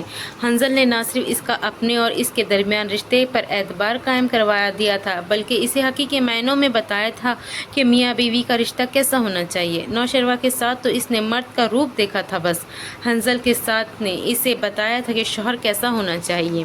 وہ خود اس بات سے انجان تھی کہ اس میں کتنے سارے بدلاؤ آ گئے ہیں، مگر آس پاس والے ان تبدیلیوں کو اچھے سے پہچان گئے تھے۔ فرحانہ اور رفاقت صاحب نوا کی جانب سے اب مطمئن تھے۔ اسے خوش دیکھ کر انہیں اندازہ ہو گیا تھا کہ حنظل نے اپنا وعدہ پورا کیا ہے۔ ایک بات پوچھوں آپ سے؟ رات میں وہ معمول کی طرح حنظل سے سارے دن کی روادار ڈسکس کر رہی تھی کہ یکدم کچھ یاد آنے پر اس نے سوال کر گئی۔ پوچھو۔ وہ روز وقت نکال کر اسے فون کرتا تھا۔ اس کے پاکستان جانے کے بعد گھر میں اس قدر خاموشی ہو گئی تھی کہ اسے وحشت ہونے لگتی۔ اسے شادی سے 15 دن پہلے بھیجنے کے فیصلے پر وہ خود کو ملامت کر رہا تھا۔ زندگی بے حد پرسکون سی ہو گئی تھی۔ نوا نے پھر سے اس کی زندگی میں رنگ بھرنے شروع کر دیے تھے۔ اس کا ہونا نہ ہونا اسے محسوس ہوتا تھا۔ اس کے پاس نہ ہونے سے ایک کمی سی لگتی تھی۔ شاید یہ بھی محبت کی ایک قسم تھی۔ وہ محبوب تو نہیں تھی، مگر ہاں بہت اچھی بیوی تھی، اور اچھی بیوی سے محبت ہو جاتی ہے۔ اسے بھی ہو گئی تھی۔ اس کی تکلیف، اس کا رونا، اداس ہونا اسے بھی تکلیف سے دوچار کر دیتا تھا۔ فروا کے ساتھ ساتھ اب وہ بھی اس کے خیالوں میں جگہ بنانے لگی تھی۔ اس کی باتیں اس کے اندر حنظل کو یاد آتے تھے، دل میں ایک عجیب سی ہلچل مچا دیتے تھے۔ کیا میں بہت بولنے لگی ہوں؟ اس کے سوال پر اسی کے خیالوں سے باہر آیا۔ سچ بتاؤں یا دل رکھوں؟ وہ شرارت سے بولا۔ سچ بتائیں نا پلیز، وہ زور دے کر بولی۔ ہاں پہلے سے زیادہ بولتی ہو، مگر کس نے کہا یہ؟ وہ ہنستے ہوئے بولا۔ سبھی کہہ رہے ہیں کہ میں بہت بولنے لگی ہوں۔ وہ فکر مند لہجے میں بولی۔ برا لگتا ہے کیا؟ اس کے ایک اور معصوم سوال پر حنظل کا کہا بے ساختہ لبوں سے باہر آیا۔ اب مذاق اڑا رہے ہیں میرا؟ وہ نروٹھے سے انداز میں بولی۔ نہیں یار، اچھی لگتی ہوں بولتے ہوئے۔ وہ ہنسی بمشکل روک کر بولا۔ اس کا چہرہ نظروں کے سامنے گھوما۔ آپ کا لہجہ یہ نہیں کہہ رہا۔ وہ سر نفی میں ہلا کر بولی۔ اچھا اب تو میرا لہجہ پہچاننے لگی ہو؟ اس کا گمبھیر لہجہ نوا کے ہتھیلیوں میں پسینہ لے آیا۔ آپ نے کیا کھایا تھا آج؟ اس کی زمانی باتوں سے وہ ہمیشہ نظر انداز کر دیا کرتی تھی۔ آج بھی یہی ہوا۔ فی الحال تو تمہیں کھانے کا دل کر رہا ہے۔ حنظل اب کی بار جان بوجھ کر اسے کنفیوز کر رہا تھا۔ اس کی ایسی باتوں پر جو گھبرایا ہوا چہرہ نوا کا بنتا تھا، وہ سوچ کر اور بھی ہنسی آ رہی تھی۔ وہ اتنی دور بیٹھے بھی اس کی حالت کا سوچ کر محظوظ ہو رہا تھا۔ میرا خیال ہے کوئی بلا رہا ہے مجھے۔ نوا بھاگنے کی تیاری کر رہی تھی۔ ہاں میرا دل بلا رہا ہے تمہیں۔ وہ مزید شوق ہوا۔ کیا ہو گیا ہے آپ کو؟ ایک تو یہاں سب تنگ کر رہے ہیں، اور آپ فون پر آپ شروع ہو جائے۔ آخر وہ چڑ کر بولی۔ یار اب اتنی دور سے ایسی باتوں پر ہی گزارا کروں گا نا؟ اس کی ٹون بدلتے نہ دیکھ آخر نوا نے فون بند کر دیا۔ حنظل کی ایسی باتوں پر اس کا چہرہ اسی طرح بھاپ اڑانے لگتا تھا۔ زندگی میں اصل رنگ اسے اب محسوس ہوتے تھے۔ حنظل نے اس کے دکھوں اور تکلیفوں کو سمیٹا تھا۔ اس کی روح کے ہر زخم کو گویا اپنی محبت سے سی دیا تھا۔ اسے حنظل کا تو پتہ نہیں تھا، مگر اس نے اگر کسی مرد سے محبت کی تھی تو وہ حنظل تھا، ہر پل اس کا خیال رکھنے والا، اس کے رائے کو، اس کی پسند کو اولیت دینے والا، چھوٹی سی چھوٹی بات پر بھی اس کی بات کو فوقیت دیتا تھا، اس کی مرضی کے بنا اسے ہاتھ نہیں لگاتا تھا، اس کے آرام کا خیال اس سے کہیں زیادہ رکھتا تھا۔ محبوب شوہر کیا ہوتا ہے یہ حنظل نے اسے بتایا تھا۔ بیوی کا مقام صرف جسم کی ضرورت پوری کرنے کا نہیں ہوتا، یہ بات اسے حنظل نے اپنے عمل سے بتائی تھی۔ وہ اس کے لیے پہلے انسان تھی، پھر بیوی، ایک جیتی جاگتی انسان جو اس سے اختلاف بھی کر سکتی تھی، اس کی بات کی نفی بھی کر سکتی تھی، اپنی رائے اسے جتا بھی سکتی تھی اور اپنی مرضی کو اس کی مرضی پر بھی فوقیت دے سکتی تھی۔ یہ سب آزادی حنظل نے اسے دی تھی۔ اللہ نے عورت اور مرد کو کیا حقوق دیے ہیں اور مرد کو عورت کے ساتھ کس طرح برتاؤ کا حکم دیا ہے۔ حنظل ایسے بہترین مرد کی جیتی جاگتی مثال تھا جو اپنی بیوی کے ساتھ ویسے ہی برتاؤ کی پوری کوشش کرتا تھا جیسے اللہ نے ہمیں بتایا ہے۔ وہ خود کو خوش قسمت بیوی سمجھتی تھی جس کو اللہ نے حنظل جیسا شوہر دیا تھا۔ اسے کبھی کبھی لگتا ہے کہ زندگی میں تکلیف دہ لمحہ ایک خواب تھے، کس طرح اللہ نے اسے اندھیروں سے نکال کر اس کی زندگی میں روشنی بھر دی تھی۔ وہ اللہ کا جتنا شکر ادا کرتی تھی کم تھا۔ حنظل بھی اکثر کہتا تھا کہ وہ بہت صابر ہے، اسے ضد کرنا، اپنی منوانا حنظل نے سکھایا تھا۔ وہ کس بات کے لیے اس شخص کا شکریہ ادا کرتی، وہ روز کوئی نیا احسان اس پر کرتا تھا، وہ روز اس کے احسانوں پر اللہ کا شکر ادا کرتی نہ تھکتی تھی۔ حنظل کب آ رہا ہے؟ رات میں وہ ٹیرس پر بیٹھی تھی جب رفاقت صاحب اس کے پاس آئے۔ اسے بہت سے تکلیف دہ لمحے یاد آئے جب وہ یہاں سانس لینے کے لیے گھٹن سے نکلنے کے لیے آ کر بیٹھتی تھی اور رفاقت صاحب اسے سمجھانے اور اس کی ہمت بندھانے کے لیے ایسے ہی اس کے پیچھے چلے جاتے تھے، مگر تب اور اب میں کتنا فرق تھا یہ وہ دونوں ہی جان سکتے تھے۔ کہہ رہے تھے مشکل ہے، شاید نہ ہی آ سکوں، وہ من و ان اس کے ہر الفاظ دہرا رہی تھی۔ رفاقت صاحب اس کے سامنے کرسی پہ بیٹھے تھے، کتنی مطمئن لگتی تھی اب وہ، بلو پرنٹڈ سوٹ پر شال لیے، کانوں میں چھوٹے سے گولڈ کے اسٹرٹس پہنے، وہ انہیں اسی لمحے فروا لگی۔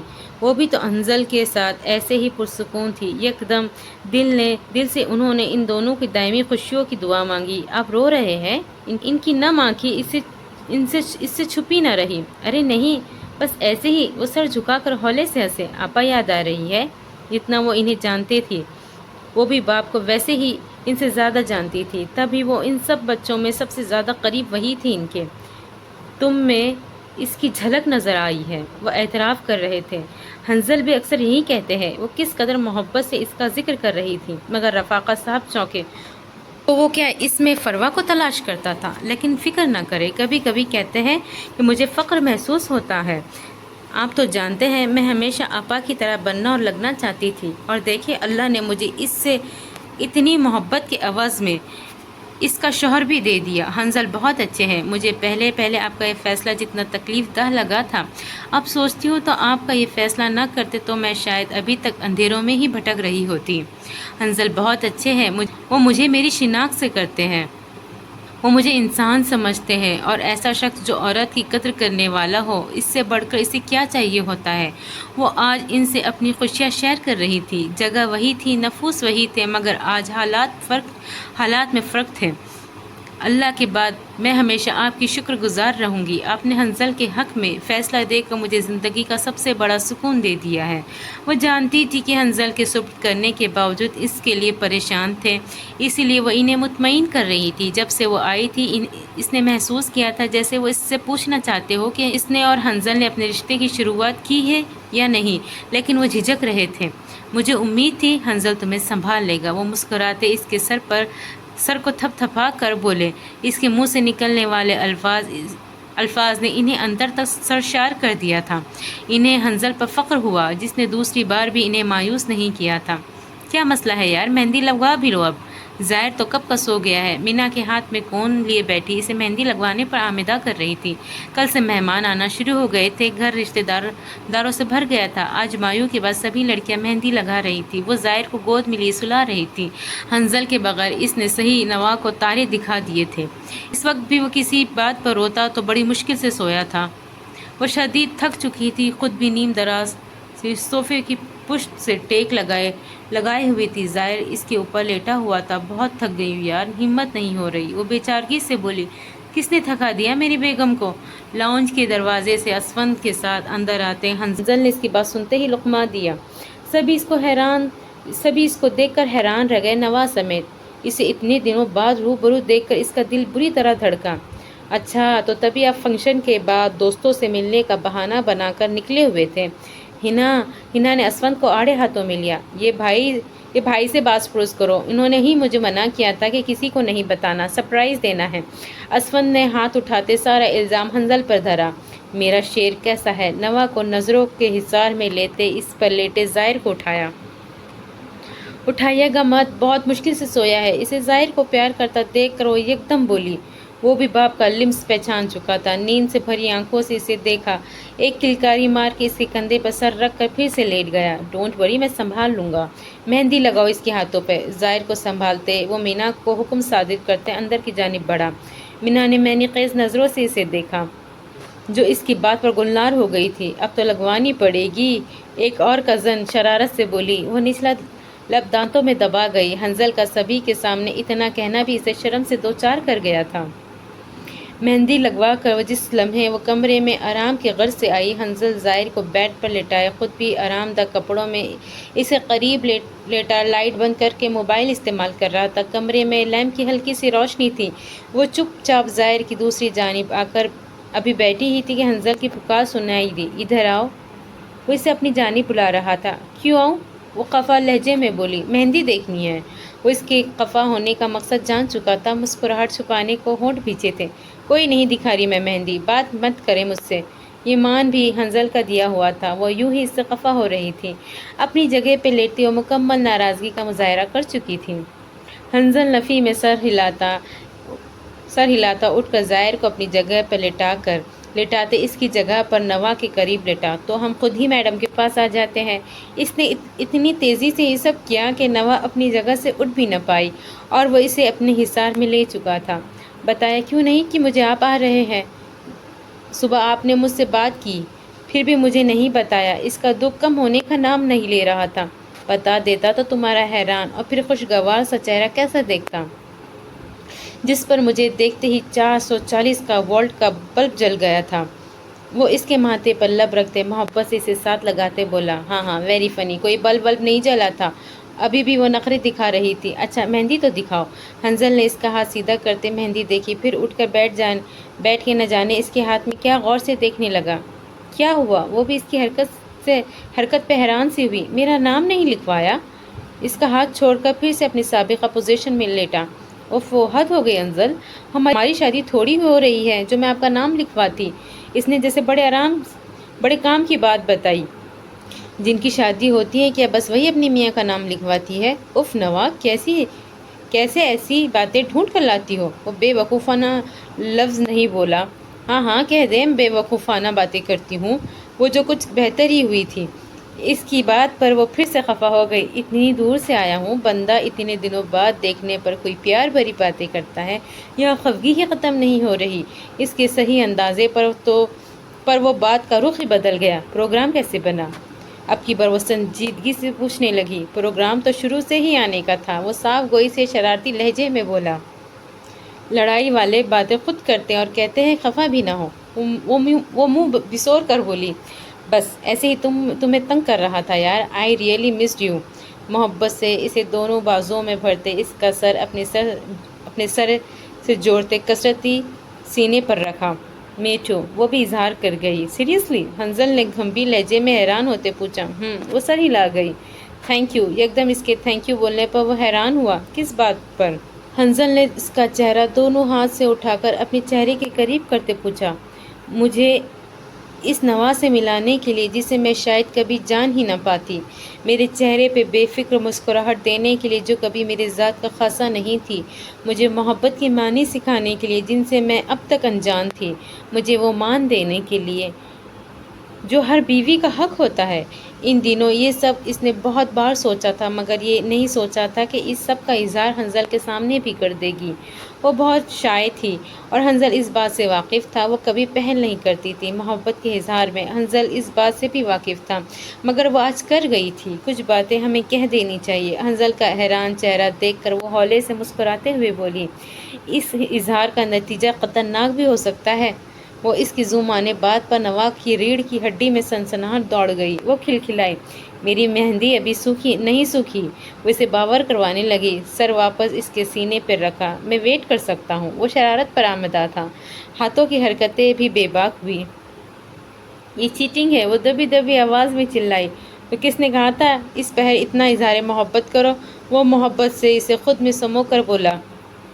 اس کے بالوں میں اپنا چہرہ چھپاتے وہ مخمور لہجے میں بولا، اتنا بھاری ڈریس آپ نے دلوا دیا ہے، اس کو سنبھالو اے ظاہر کو۔ وہ اسٹیج سے اتر کر سیدھا کیمرہ تھامے حنظل کے پاس آئی۔ صبح ہی اس کا بارات پر پہننے والا ڈریس ریجیکٹ کرتے، اس کے نانا کرنے کے باوجود اپنی مرضی کا گرے اور میرون کا امتزاج کا خوبصورت سا ڈریس لے کر آیا، جسے پہن کر وہ ظاہر کو اٹھانے کی ہمت نہیں رکھتی تھی۔ ویسے تو ظاہر اب پاؤں چلنے لگا تھا، لیکن اتنی گیدرنگ میں وہ ماں کی گود سے نہیں اتر رہا تھا۔ آخر اس لیے حنظل سے شکوہ کرنے آ گئی، ارے یار تم بس خود کو سنبھالو، اسے میں ہوں نہ سنبھالنے کے لیے۔ اس کی گود سے ظاہر کو لیتے، اس کے ماتھے پہ سجا ٹیکا محبت سے ٹھیک کرتے ہوئے بولا۔ نوا نے آنکھیں نکال کے اس کی بے باک حرکتوں پر تنبیہ کی، کیا ہے مدد کر رہا ہوں تمہاری، اور تم آنکھیں دکھا رہی ہو؟ شرارت سے اسے تنگ کرتے ہوئے بولا، آپ صرف ظاہر کو سنبھالنے میں میری مدد کریں، باقی کی مدد میں خود اپنی کر لوں گی۔ وہ فوراً اس کے پاس سے ہٹی، مبادا ابھی سب کے سامنے کچھ اور کر دیتا۔ حنظل اس کی تیزی سے پیچھے ہٹنے پر ہلکا سا قہقہا لگایا، بزدل حسینہ۔ اسے لقب دیے بغیر نہ رہا۔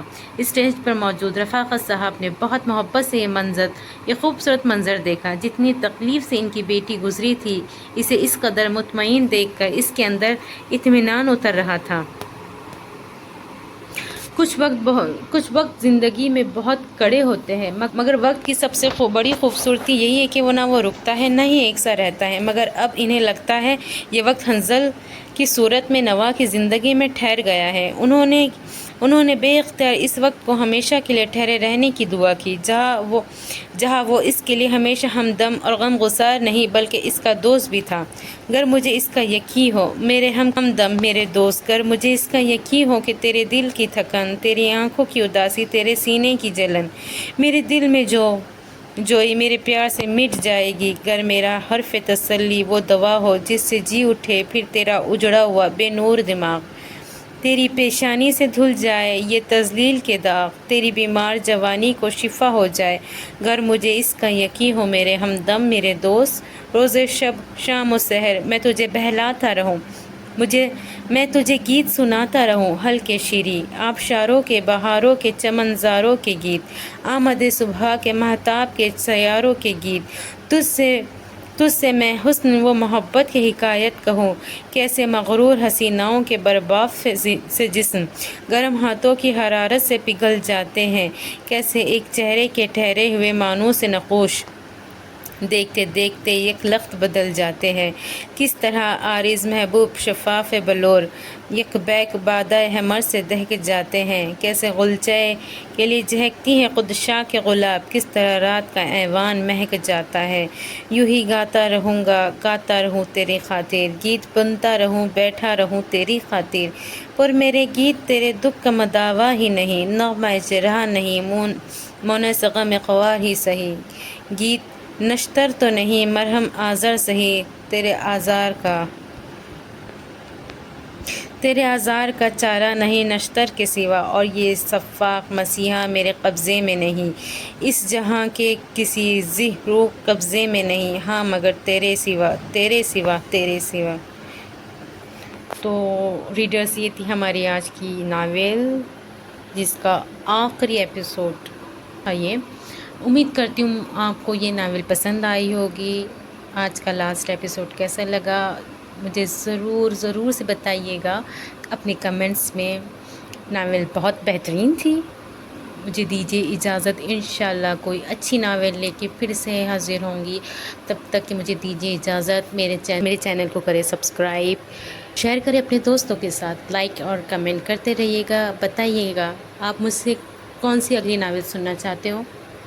جب تک کے لیے مجھے دیجیے اجازت، انشاءاللہ پھر کسی اور ناول میں ملاقات ہوگی۔ تب تک کے لیے اللہ حافظ۔